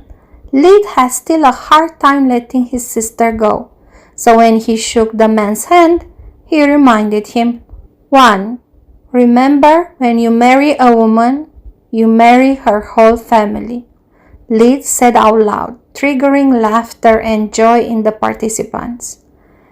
And I know where you live, he threatened him, whispering in Senton's ear when they were embracing. The Marchioness had been invited too, only out of politeness. But she could not participate, and for a good reason. Her family had been attacked once more, and she had her hands full trying to identify the instigator. Of his first day of school, Lead left home before sunrise. All his belongings were sadly able to fit in a chest smaller than an armchair that his father Raz had handmade for the occasion. Despite the happy circumstances, his parents cried like he was about to go to war. "Oh, Lead, promise me to write me every day," screamed Elena, his mother, while hugging him strong enough to squeeze the air out of his lungs. "Mom, we have the communication amulet, remember? Do you really want to wait for the mail to be delivered?" "Of course not, you silly. Call us as soon as you have a minute to spare," she said, throwing him into his father's arm. "Remember, little one, no matter how far you will be, you'll always have a family and a house here." Raz's cheeks were streaked with tears, his voice broken. "Far? Dad, between flight and warp steps, I'm barely an hour away from home. I'll be back at the end of the first trimester, in time for spring festival." Lead was moved and confused by their feelings. Back on Earth, when he and Carl had left their home, their mother sent away gift had been changing the door locks. His sister's goodbyes were much more joyous. They were both moving on with their lives and were happy that their little brother too was able to pursue his dreams. Tryon was nowhere to be seen. Their relationship had never mended, and the more power and authority Lead gained, the more Tryon felt a stranger to his own family. He had left home as soon as he turned 16, announcing his decision to perform voluntary military service and marry outside the family, leaving Tista to inherit the farm and the house. Lead left home, making the chest fly alongside him. Only when he was far enough, he stored it inside the pocket dimension and went pedal to metal. He took it out before approaching the nearest Mage Association branch, keeping it floating while he walked through the warp step to the academy. An attendant accompanied him to his personal room in the fourth-year wing of the castle. To avoid hazing, each year had a separate wing for its classes, living quarters, even the canteen. Students from different years had no common spaces. After imprinting the room with his mana, becoming its master, Lead left his chest and dismissed the attendant. He had the map of the castle copied and stored in Soluspedia, hence needing no help to reach his classroom. Regardless of the chosen specialization, the students of the fourth year had some classes that everyone had to attend. Theory of combat magic was one of those mandatory courses. Lid was one of the first to arrive. The classroom was almost empty except for a few students that had already occupied the desks in the last row. The classroom resembled the lecture classroom from a college, with a pitched floor and a desk arranged in a semicircular shape.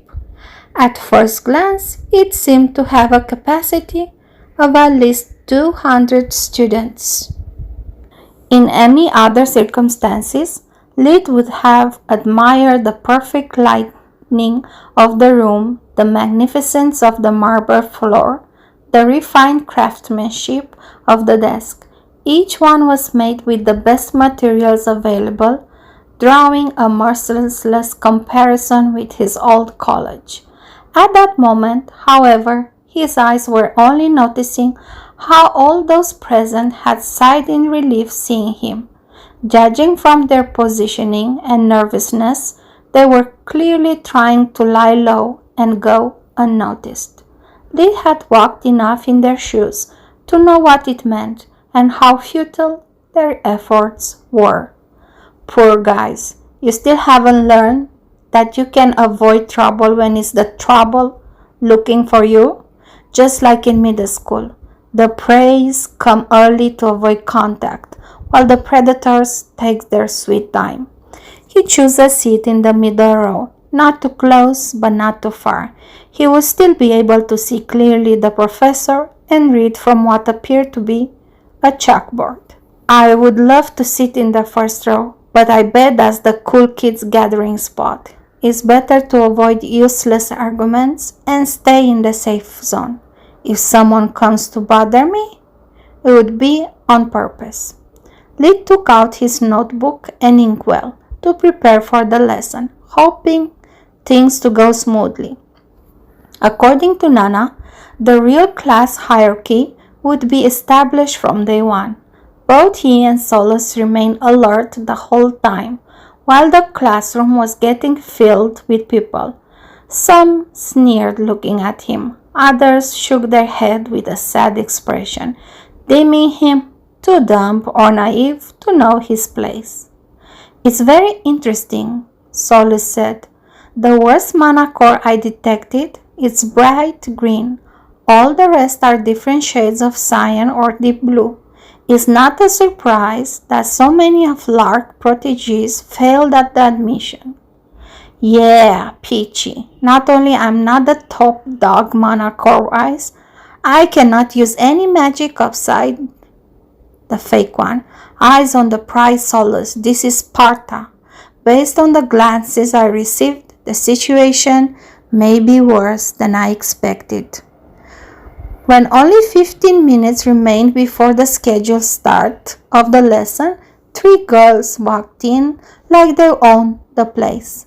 Lid threw a quick glance in the back rows, and judging from the cowering behind the desk, the queen was in the house. After shaking his robe's right sleeve, he braced for impact.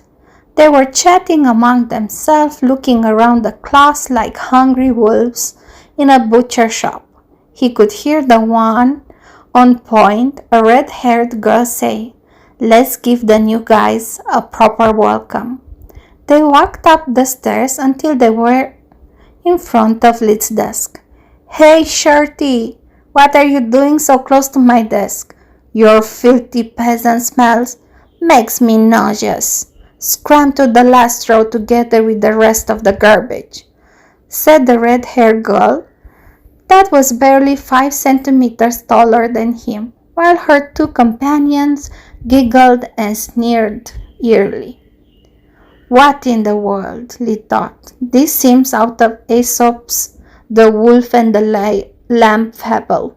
I bet that even if I was already sitting in the last row, she would harass me for not respecting my seniors or something. She is looking for a fight, no matter what I do. Solus, let's go with the worst case scenario contingency plan. I'm sorry, Lid replied with his most innocent tone. According to the White Griffin rules, I have the right to sit whenever I want. You have no authority to order me around. Please leave me alone and we can all forget about this incident." Lid was really disappointed inwardly. At least on Earth, bad girls were hot stuff. These three, instead, were barely cute with average curves and the charisma of a rotting opossum. "You insolent fool," she snarled at him.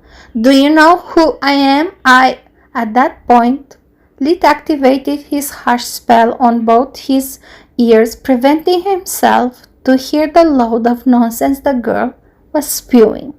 He knew his temper enough to know that otherwise he would have probably lost his cool, especially if she mentioned his family.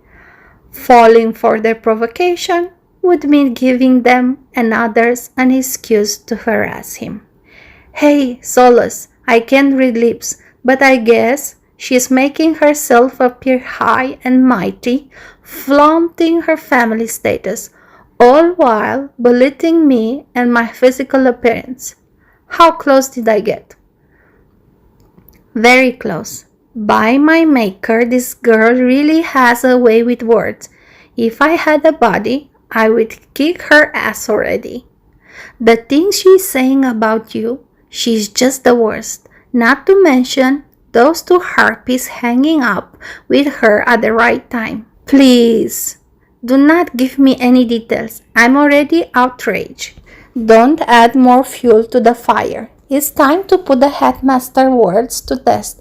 I won't stand for this anymore." Before he could complete the thought, Solus interrupted both him and the spells. "That's your cue." Lid barely made it in time to listen to the "Are you listening to me?" "For the God's sake, no, sweetheart. Your voice is so squeaky that it would make me rip my ears off if I had to actually listen to all your whining and ranting." The three girls were silenced out of shock. "Sweetheart?" someone in the classroom echoed. "It's just a figure of speech, of course," Lid replied, as it had been the leader of the pack speaking. "You're not blind. I'm pretty sure that, despite your overinflated ego, you know deep down, your rotten heart, that you are almost as ugly on the outside as you are on the inside. We have nobles even in my backwater village, but you win the prize for the one with the longest stick up her ass and the biggest shit in her nose. Hands down, that much I have to give it to you." Lid had only one way out of that situation. The least he could do was let off his chest all the pent-up rage. How dare you?" The girl's face had turned purple. Her eyes were popping out of rage and brimming with mana. "Look, kid, the lesson is about to begin and I'm already bored. Maybe you are used to scare people with your ugly mug and annoying voice, but I faced much worse in my life. Now scram before I report you for harassment. This isn't not your home. This is one of the 6th grade academy. It has rules." Since they meant to harm him anyway, he would give them all the rope they wanted, hoping they would end up hanging themselves with it. The girl laughed heartily. "Rules? I don't give a damn about rules. I could kill you right here and now and get away with it in less than an hour. Do you think any of these cowards would dare to say a word? That anyone from a noble or magician family would waste even one breath for a filthy peasant? The likes of you shouldn't even be here. Your kind does nothing but taint this place and ruin magic's good name." Lid stood up indignant, ready for the grand finale. "How dare you? I spoke with the headmaster when I enrolled. He said—" The girl on his left cut him short. "Who? That loser? My father says he is so young that he probably still wets himself at night. He is just a straw man like all the headmasters, added the one on his right. He is just a puppet in the hands of the great families. You are all alone in here, country bumpkin. The leader of the pack had regained confidence. Her arms were crossed in front of her chest, a smug grin going from ear to ear. Now get your filthy ass out of that chair, kneel to me, and lick my shoes clean. If you do it, I promise not to beat you too hard. Their fists were now set ablaze, their mouths and hands moving in unison, each one casting a different spell. Leet just took his right hand out of the robe, long sleeve, revealing a small black sphere. Magic was gently coursing and pulsing within it. He put it in front of her horrified face. The smiles and the spells had disappeared. The whole class fell silent. Suprememagus, Chapter 58. Aftermath. A coward's end? The classroom exploded with exclamations of shock and outrage. Everyone knew what it was, but no one had actually used it in years, to the point that it was considered just a myth. How despicable! The leader of the pack was desperately trying to search for a way out. This was the first time she had her back against the wall. You made me say those things. I just fell into your trap. It's all your fault. Leet laughed out loud. Seriously? That's your excuse? He made me do it? You did all by yourself. And everything that happened since I walked in the classroom has been recorded. I doubt anyone would find an image of me begging to get myself beat. She had realized the idiocy of her plan the moment she said it out loud, so she decided for a subtler approach. Look, I get it. We started with the wrong foot, but we can still fix everything. But of course, I can report everything to the headmaster or use ballot for summoning help. Either way, you'll permanently be out of my hair forever. The girl turned as pale as a ghost, but refused to back down. Don't you have any shame? Incapable of doing anything on your own, hiding behind a crutch made of cripples and weaklings? It's no surprise that you commoners can't get any respect in here. You do not deserve it. Leet laughed even harder. Playing the pride card? Maybe if I was a 5-year-old, it could even work. But you know what? It's rich hearing a speech about shame and incapacity from you. The pot calling the kettle black. You are 3 years older than me, and together with your friends, ganging up against one. To make things worse, the only reason you did it was to torment someone you consider an inferior being, just because you think that you are untouchable. You can call me a coward for using a ballot, but then what's your excuse? You are nothing but 3 pathetic little girls, used to hide behind their parents, that cower in here when they have to face the consequences of their foolish actions. It's not being brave or strong when the only reason you are so cocky is because of your family name. That's cheating. If you really think what you are doing is right, you should attack me, ballot or not, uncaring of the consequences. After all, the headmaster is just a puppet. Your words. If the white griffon is really in your hands, what do you have to fear? But if you do not make a move, it's because you know that you are wrong and that you are just a hypocrite. She wanted to kill that little bastard, shove all his words down his throat, but she could not, and neither could her friends. They were already at risk of being expelled. The only option remaining was damage control. The headmaster had issued a zero-tolerance policy against bullying, and everyone in the court knew that there was the hand of the queen pulling his strings. Her father, Duke Hershia, had been crystal clear with her. "Do whatever you want. I'll cover for you as long as you don't get caught red-handed. I don't give a damn about commoners or small nobles' lives. But I work too hard to lose everything for such a petty reason. If you are so incompetent to leave proofs, our family will be put under scrutiny, our assets frozen during all investigation. I'd rather throw you to the wolves than putting the family name at risk. I can have another daughter, after all. It's only my dukedom that is irreplaceable." Too many mages had defected the Griffin kingdom after graduating from the academies, trading all the secrets they have learned in exchange for the promise of revenge and riches.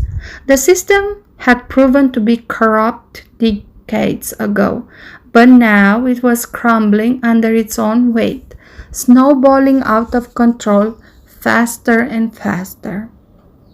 Despite the nobles, families, and magicians' bloodlines had always opposed to the changes, after losing two Magus-level mages due to the unfair treatment they had received, both the Queen and the Mage Association were out for blood.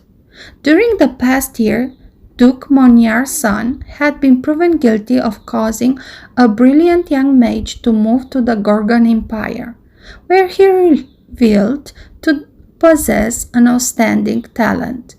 The Duke had defended his son's action until the verdict and ended up serving the same sentence.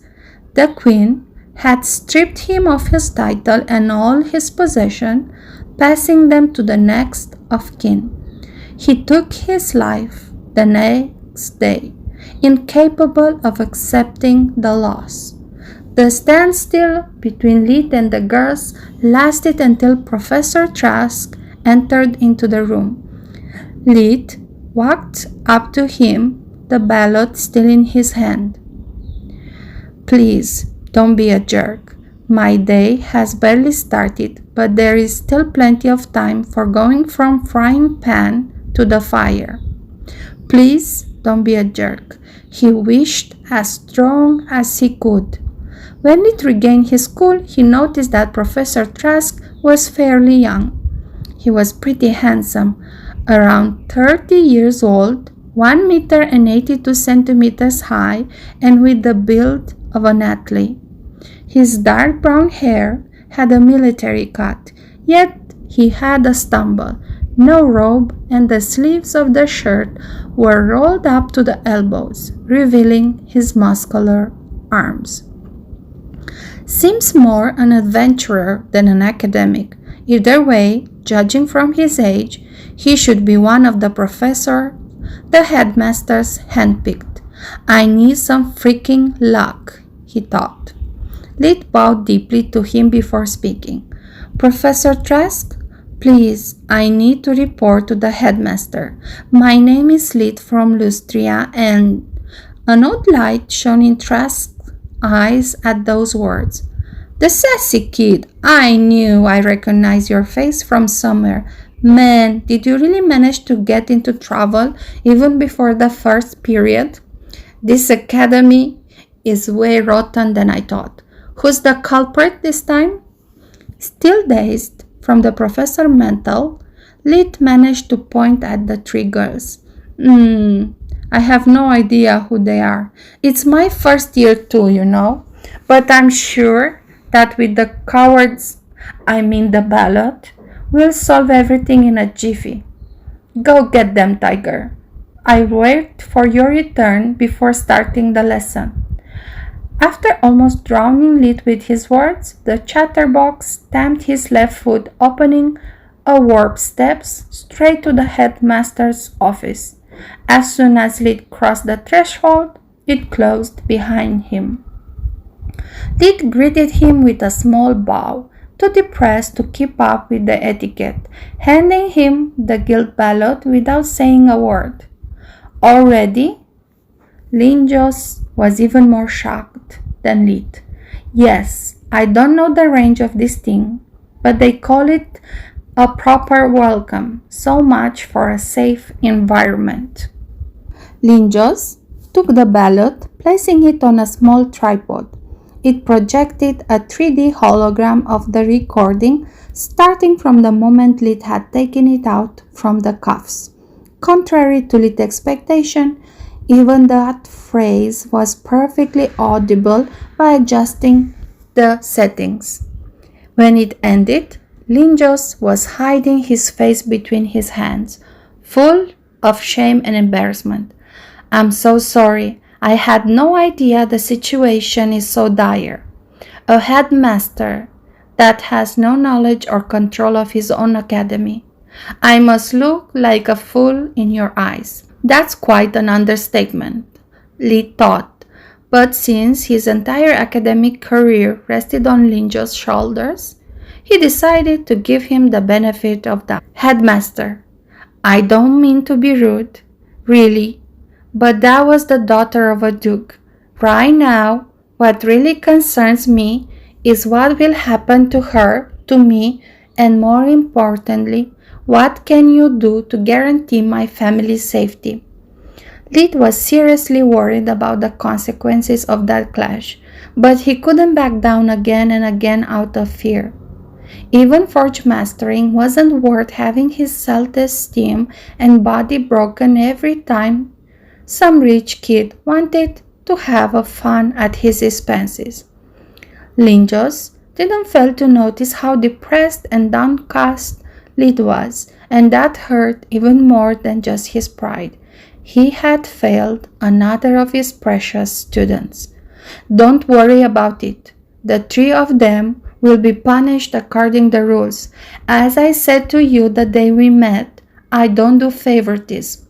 You are the victim. Nothing will happen to you. And your family is safe. As a student, every single one of them is under the protection of the Mage Association. Not even a duke would dare defying their will. Yeah, right, Lid scoffed. Like I should have been safe here. Nobles shouldn't abuse their status, and so on. Again, I mean no disrespect, headmaster. But really, reality doesn't give a damn about should and could. People do things simply because they can, especially when they know they will go unpunished. What do you think would happen if I didn't have the ballot? You would probably be scraping off the floor my remainings with a spoon. Officially, my only backer is Count Lark, and to make things worse, a duke is a title even higher than a marchioness. I don't think Duke Hestia would be much impressed by a piece of paper that says, "Please don't, be a good man." At those words, Linjos had a dazed expression, then he shook his head and took a deep breath. I'm sorry, Lid. I forgot you know nothing about these matters. After all, you are just... Is he really going to add insult to the injury? Lid thought. Yet Linjos stopped in time, managing to correct himself by the skin of his teeth. Unfamiliar of how seriously this kind of things are considered, you see, every magician, but especially the students that have yet to reveal their true potential, are all considered as properties of the crown. That's why all the academy's uniforms are so flashy to the point of being almost tacky. It's a warning, just like for poisonous animals. Harming one of you or using your families as a bargain chip is considered an act of treason against the kingdom. Treason is the worst crime anyone could commit. It is the equivalent of harming the king himself, and is punished by torturing and killing not only the responsible, but also his bloodline until the third generation, with no exceptions. It's an open secret in the court that once one gets admitted to an academy, a full team of royal spies watch his or her loved ones 24 hours out of 7. That serves the purpose of protecting them from internal and external enemies.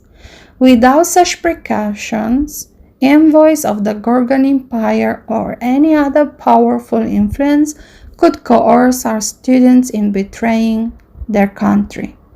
No one would be so stupid to leave a gold mine unprotected. As much as it saddens me to say it, in all the Academy's history, the successful attempts can be counted on one hand. The real problem is what happens within the Academy walls. Records can be forged, and spies can get bribed, Lee thought. Are you sure it's not better for me to drop off the academy and take private lessons? Power and prestige are meaningless to me if I have no one to return to. Over my dead body. The headmaster jumped up from his chair. It was the first time for Lit seeing him angry. I didn't tell you earlier to not pressure you, but our labs have finished analyzing your poison extracted. When they knew that you also applied for a master healer specialization, well, let's just say that the light department has the butterflies in the stomach at the idea of having you among their ranks. You have already been marked as an A rank student. As such, your family security detail is composed only by members of the Queen personal units. Would you like me to tighten the security even more? Yes, please. The headmaster left the room to give the proper instructions, and Leet used that opportunity to contact the Marchioness, explaining his situation and asking for help. Duke Hertia, I know him well, she said. He's a venomous snake, but he's very greedy. He would rather exterminate his whole family rather than losing an inch of authority or prestige. If Linjos said he will take care of it, you can believe him. I made a full background check on him. He is really the good guy he seems. Do you still have your extraordinary authority? Lit asked. Yes, why? If it was your family, what would you do?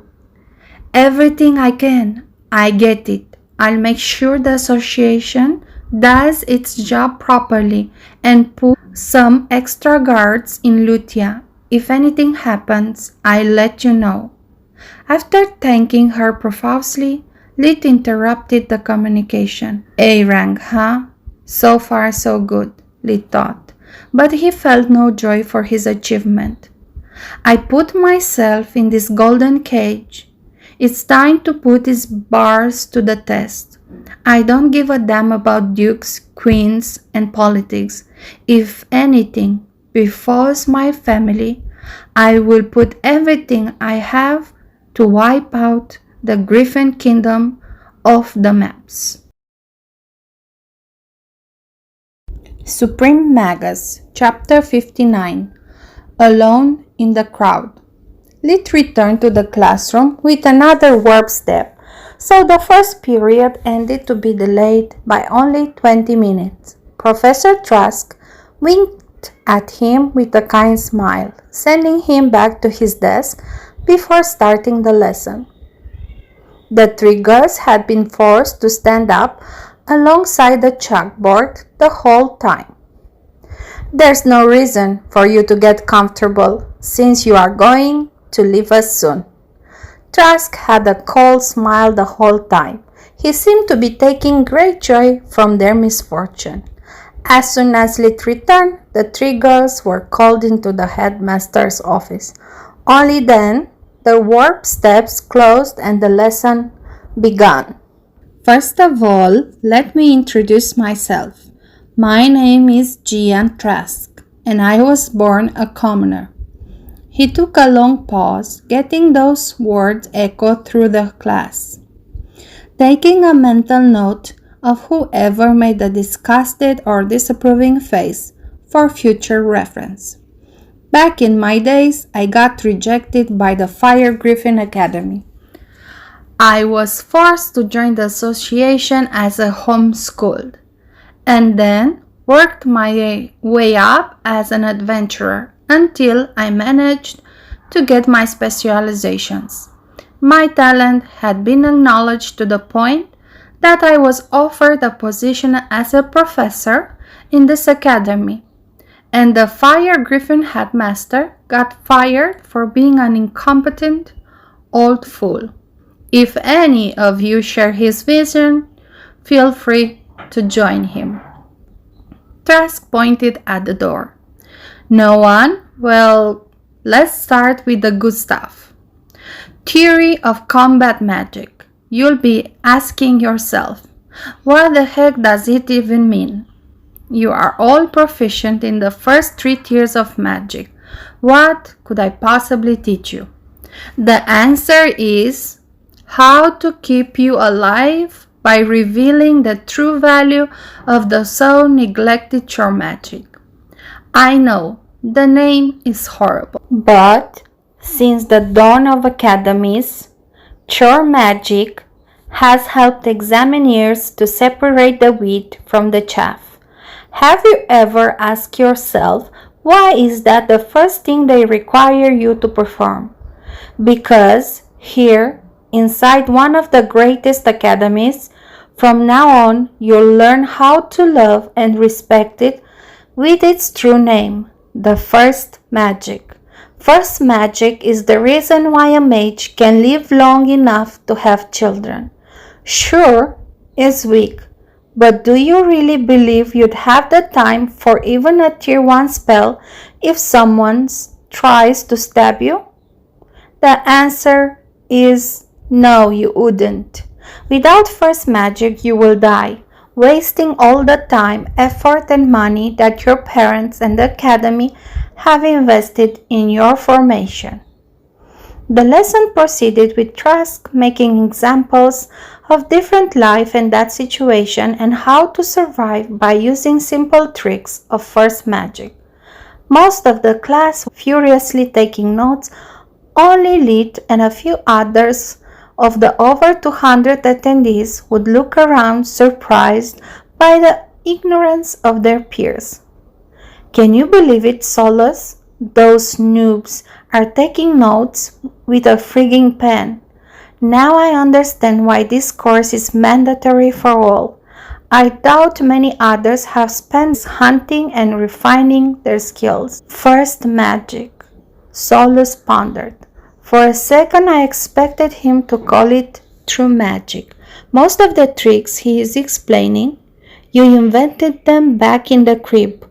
If all his lessons are like this one, it will be quite boring. After 2 hours, the lesson came to an end. And that is it for the explanations. This part is covered, albeit less charmingly, in the first 20 pages of your book. For the next lesson, I expect you to know them inside out, together with pages from 20 to 50. The best way to learn the theory behind the fight is experiencing firsthand, so we won't meet again in a classroom, but only in a training room. From the 4th year onwards, you are required to get your hands dirty. You will study in your free time, if you need to. The same standards for all classes. The first lesson is explanatory, then comes only practice. Those who don't keep up will fail and be expelled. Remember that there are no second chances. Always give your best. All the students had worried expression. One thing was reading and memorizing from a book, having an exam every 3 months. Another was being constantly tested day after day, pushing you to your limit.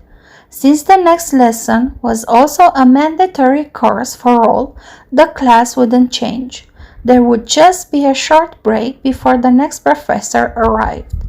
Lee took immediately out the ballot just to say on the safe side. As Linjos had predicted, Lee's desk was avoided like the plague. All the students threw him looks filled with contempt and disgust, even the commoners from the last rows. Well, at least they all agree on something, he thought. Lee stood up and stretched his legs a little bit, and he noticed that whenever he would go, people would make way for him, keeping themselves at least 2 meters away. That's actually pretty sweet. I wish I had a ballot whenever the metro was too crowded or every time I got stuck in a line. He travels best who travels alone.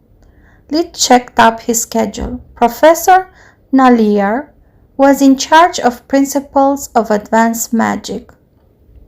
Another cryptic title. It's too bad they have yet to give us our books, or I would already have stored them inside Soluspedia. I don't have the time to read it the old-fashioned way. Damn if I hate riddles. When Professor Nalier entered the room, Lee's heart skipped a beat. She was in her mid-20s, around 1 meter 70 centimeters high. Her face had an oval shape with delicate features. Her honey blonde hair with shades of purple were pulled back in a ponytail. She wore almost no makeup, accentuating her natural beauty. Despite her robe being completely buttoned up, it was not baggy enough for its highly trained male eyes to be incapable of measuring her 3 sizes. With every stride she took, he was able to appreciate her soft curves more and more. Wow, she is stunning, Solus commented. After the swimsuit model Professor Trask, I'd say that Linjos has quite a taste in picking the new staff. Right, Lit? Lit? Solus was worried. Her host's head was empty. She could only hear some kind of white noise. Lit, are you alive or what? She mentally screamed, making him regain his rationality. Solus, I'm in trouble. The woman that just walked in is a 10 out of 10.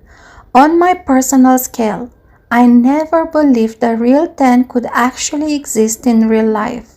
And even worse, this stupid body has just decided to experience its first crash.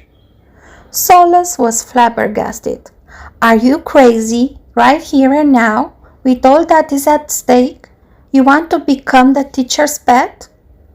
Do you think I have any choice? I know that a 12-year boy has less chances with her than a snowball on the sun. The problem is that my body doesn't give a damn. It was only a matter of time before hormones would screw up my teenage life. I need your help to keep my cool and avoid acting like an idiot. It's a lost cause, but at least we can do damage control. Please, I want to avoid shameful memories like those from high school. I'll do my best, Solus assured him, soothing his chaotic thoughts and draining the excess mental energy. Good morning, boys and girls. My name is Valesa Nalear. Nice to meet you all. Her voice was nothing special, but to Lit's ears was a choir of harps and violins. While looking around, she noticed that some spots in the classroom were packed, yet there were still lots of available seats around Lit. When she asked for an explanation, Lit raised the ballot in his right hand. Her upper lip curled up in an expression of disgust. Despicable. Her words sounded like she was trying to spit something disgusting out of her mouth. The whole class erupted with mockery and laughter. Strong of the teacher's support, many students threw some trash at Lit despite the ballot. Lit felt his heart sank. All the warmth he had felt until a second ago, the silly hopes and dreams of friendship bordering love that he had nurtured, burst like a bubble. Only cold and darkness remained inside him, making even that pain feel good. That's right, he thought. Do you see now, stupid pubescent body? That's what happens when you lower your guard. Wishful thinking bears only sore fruits made of tears and disappointment. The silver lining is that I managed to put an end to this mad crush fast, sparing me countless humiliations. I must remember it, and remember it well.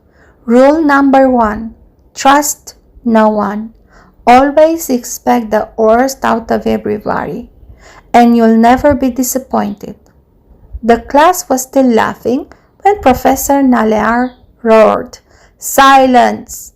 When the shower of garbage ceased and order returned to the classroom, she spoke with a voice full of rage, her green eyes reduced to 2 fiery slits. "I wasn't talking about him, but about you, filthy maggots." Or not, Lee thought, surprised by the sudden turn of events.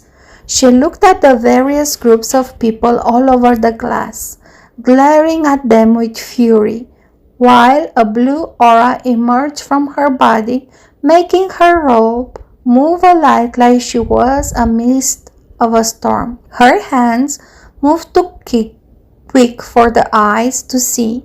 Even Lee's heightened senses could only perceive a blur. Suddenly, one of the guys that had thrown trash at Lee was suddenly pulled towards Nalear. He was floating in midair, desperately holding his neck, gasping for air. "Isn't that spirit magic?" Lee thought, shocked. "It closely resembles my spirit choke. I can barely spot any difference. Could she be a true mage too?" "You bastards," she roared. "Do you have any idea what likes of you pulled me through during my academy years? Only because I was a pretty girl and my father was just a lonely knight, you guys always try to turn me into your plaything, harassing and molesting me every single day. But the worst always come from my so-called girlfriends."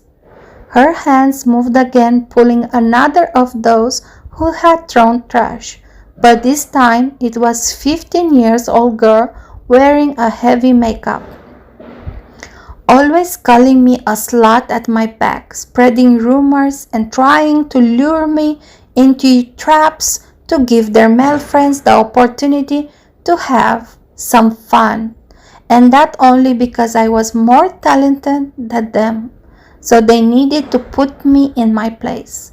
The only reason I am still alive and sane up to this day is because I took a guilty ballot. The 2 youths in midair had started to turn purple, their eyes shedding tears of fear and desperation. "What's the matter?" she mocked them. "Aren't we just having fun among friends? According to your rules, might makes right. Not only I am a professor at this academy, I am also an archmage, which puts me at the level of an archduke." She looked straight in the boy's eyes, grabbing his throat and lifting him up with only one hand. "That makes your father's marquis title a joke. I could kill you right here and now, and then claim you tried to rape me. Not only no one would dare to doubt my word, I could even ask for satisfaction personally wiping out your filthy family." She then did the same to the girl, her feet dangling in air in search of support. "And what about you, ugly? Why are you not laughing anymore? Why don't you go cry to your mommy, Duchess Baron?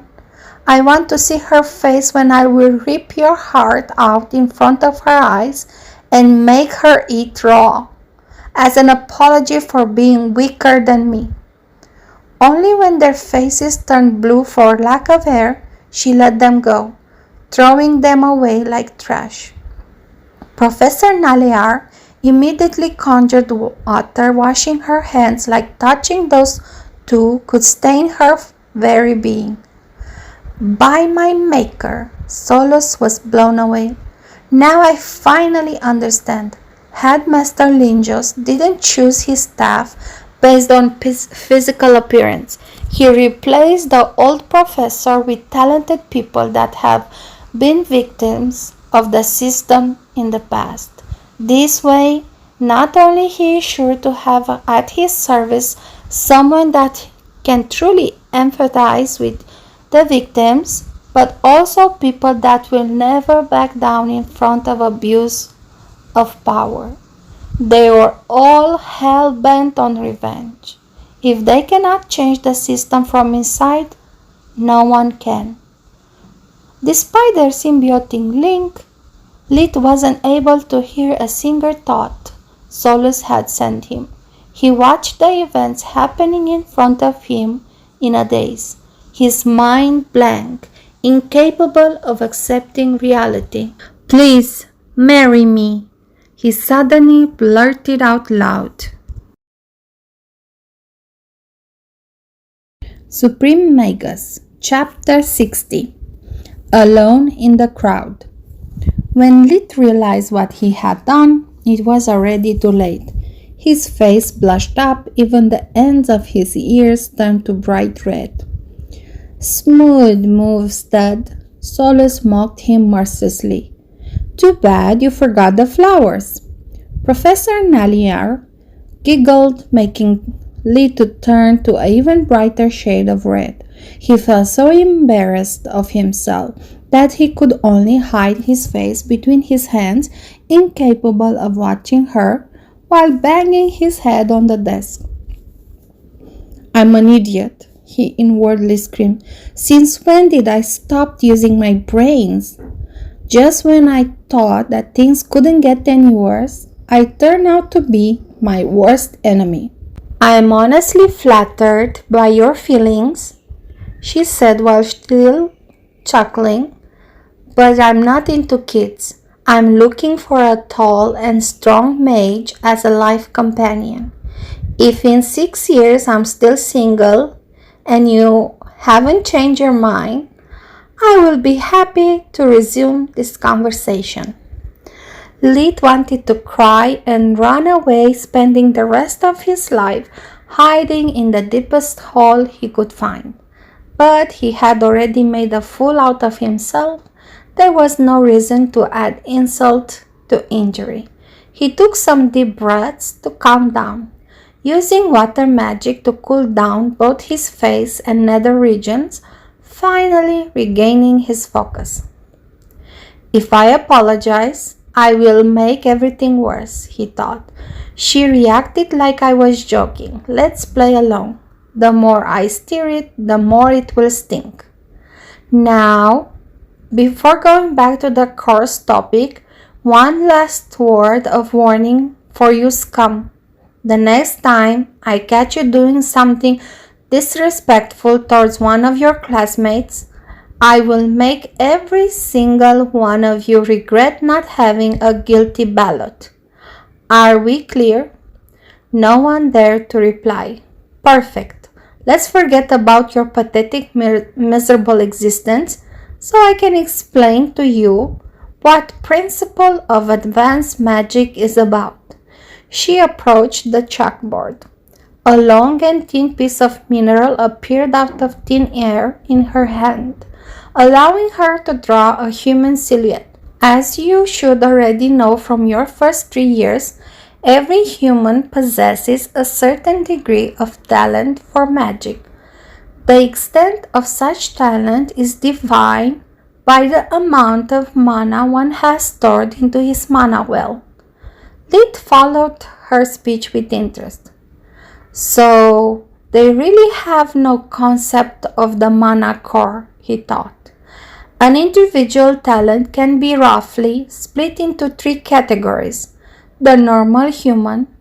She hit the chalkboard to at the level of the silhouette's knees, and suddenly the empty space within it was filled by glowing blue light up to that point. The magical magica. This time the mineral hit at the chest level, and the light rose up too accordingly. And finally, the mage. The whole empty space within the silhouette was now filled to the brim with a pulsing blue color. While performing the first 3 tiers of magic, hand signs and magic words are equivalent of a bucket that once dropped in the mana well allows you to extract the right amount of power. Hence, the spell casting will be successful as long as you are capable of forming a perfect bucket. Sadly, from tier 4 up, this process no longer works. This kind of magic requires such an amount of mana that there are only 2 ways of extracting it from the well. The first one, that you can learn in minor academies or in the books available for purchase, is to create a bigger bucket. This method is feasible, but most of the time impractical. It requires so many magic words, hand signs, so complicated that either your opponent is a rock or you work with a team that keeps it occupied during a very long spellcasting time. Just like using a bucket too big and heavy, extracting mana that way out of the well requires much more time and effort than just using the old bucket twice. What? This is exactly what I learned from Lark's books. This explains why it took me so long to perform them correctly with fake magic. The second one is only available in one of the 6 great academies. What I am going to teach you has its root in the first magic's multicasting skills. Professor Trask should have stressed already the importance of the first magic, right? The whole class nodded. Multicasting means the talent to form and control more than one bucket at a time. Let's say that the mage, capable of double casting, potentially can control up to 2 buckets. That's the minimum requirement for tier 4 spells. Some may require even 3, while only tier 5 magic demands an even higher multicasting capability. Please understand that all this talk about buckets and water is just an oversimplification. In advanced magic, mental visualization is a key element for success. You can choose to imagine it as a jar of wine, a chest full of gold, whatever fits your bill is fine. Always remember that the second method has a much faster cast time in exchange for a greater focus and mental strength. It's up to you to learn how to form and control more than one bucket at a time. Hand signs and magic words are still necessary to form the first one. Then you need to be able to sense it and generate as many copies as you can. Those who are incapable of learning such method by the end of the academic year will be dismissed as of insufficient talent. Money and status cannot help you. Only talent and hard work will guarantee your promotion. The lesson went on for another 2 hours, And soon was lunchtime. Lit was so engrossed in what he had learned that he completely forgot about his crush and the poor impression his previous marriage proposal could have left.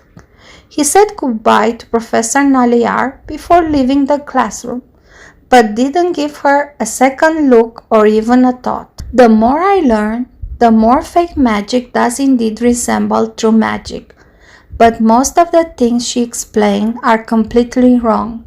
The only right thing she said was about mental visualization. If one does not realize the existence of the manacore, the approach about magic is too passive to be effective. It's not a matter of water and buckets, more like about how to build and fine-tune a power plant that can provide energy for countless applications. According to her theory, a fake mage with 100 mana points can only produce as much energy. A true mage, instead, despite having the same amount of mana, by stimulating the core, can generate an output that depends on the situation, bringing it up to 120 or even 150 if necessary. Sure, the physical burden would be remarkable, but everything is better than being dead. Not to mention that this difference allows a true mage a versatility that fake mages can only dream about. Thanks to the Academy map stored in Soluspedia, Lid was able to move faster than anyone else. While others would get lost or needed to get direction, he managed to arrive at the canteen first. Once again, the skills of the Forge Masters, it was nothing like his old high school cafeteria. There was no cash register, no need to form a line or pick up a tray. The room was of rectangular shape, 5 meters high, with the long side of 200 meters long and the short side with 100 meters long. Except for the door he came from and the floor, all the other walls have been turned into windows on the outside world. Lit knew that above the 4th floor, where he currently was, there was still the floor for the 5th years and many others, yet by looking up he was able to see the brilliant light of noon. The room, like all the others, was perfectly lighted. The whole canteen was filled with rectangular diner tables, each one capable of accommodating up to 6 people. The tables were evenly spaced among them, allowing to walk to and from with ease even when the room was at its max capacity. Lee chose a corner table with a corner seat, having a wall behind him and another at his left. No one could get to his back without him noticing. Interesting. They chose to make the cafeteria look like a panoramic restaurant, probably to let the students remember how the outside world looks like, and to avoid the claustrophobic feel that windowless rooms give. Once he sat down, he discovered that the chair was somehow bolted to the ground. Lid could not move it, but as soon as his butt touched the cushion, the seat auto-adjusted to its height and size to a perfect fit. The only thing left for him to do was placing his order. Lid put his hands on the table, injecting a small amount of mana, activating the embedded communication device. I'll take fillet steak, 2 centimeters high, medium rare, also a vegetable cream soup, a side of roast spiced potatoes. To drink, red wine or beer are equally fine. A small warp step appeared in front of him, delivering his order with the exception of the alcohol. "Sorry, sir," said a voice coming up from the still open warp steps. "Only 16 years old students are allowed to drink fermented beverage and only moderate quantities. You can choose between water, milk, and fruit juice."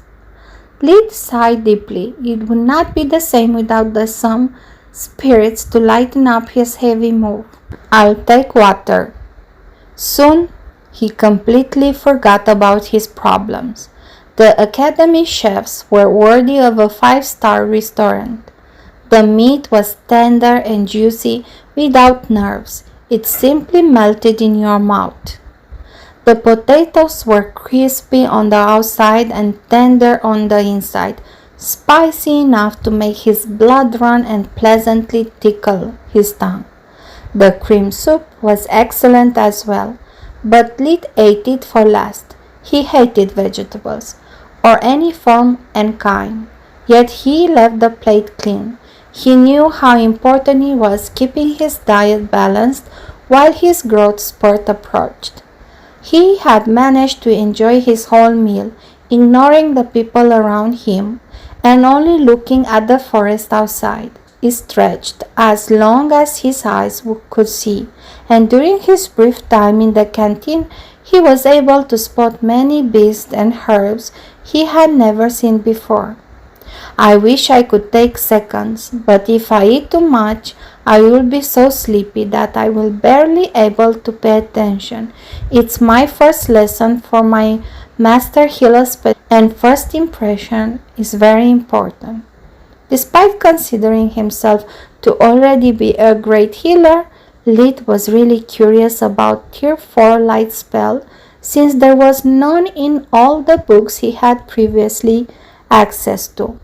Over the years, there were so many things that I wasn't able to come up with a solution for. So many patients I have lost. This is my occasion to learn from the masters and impress them.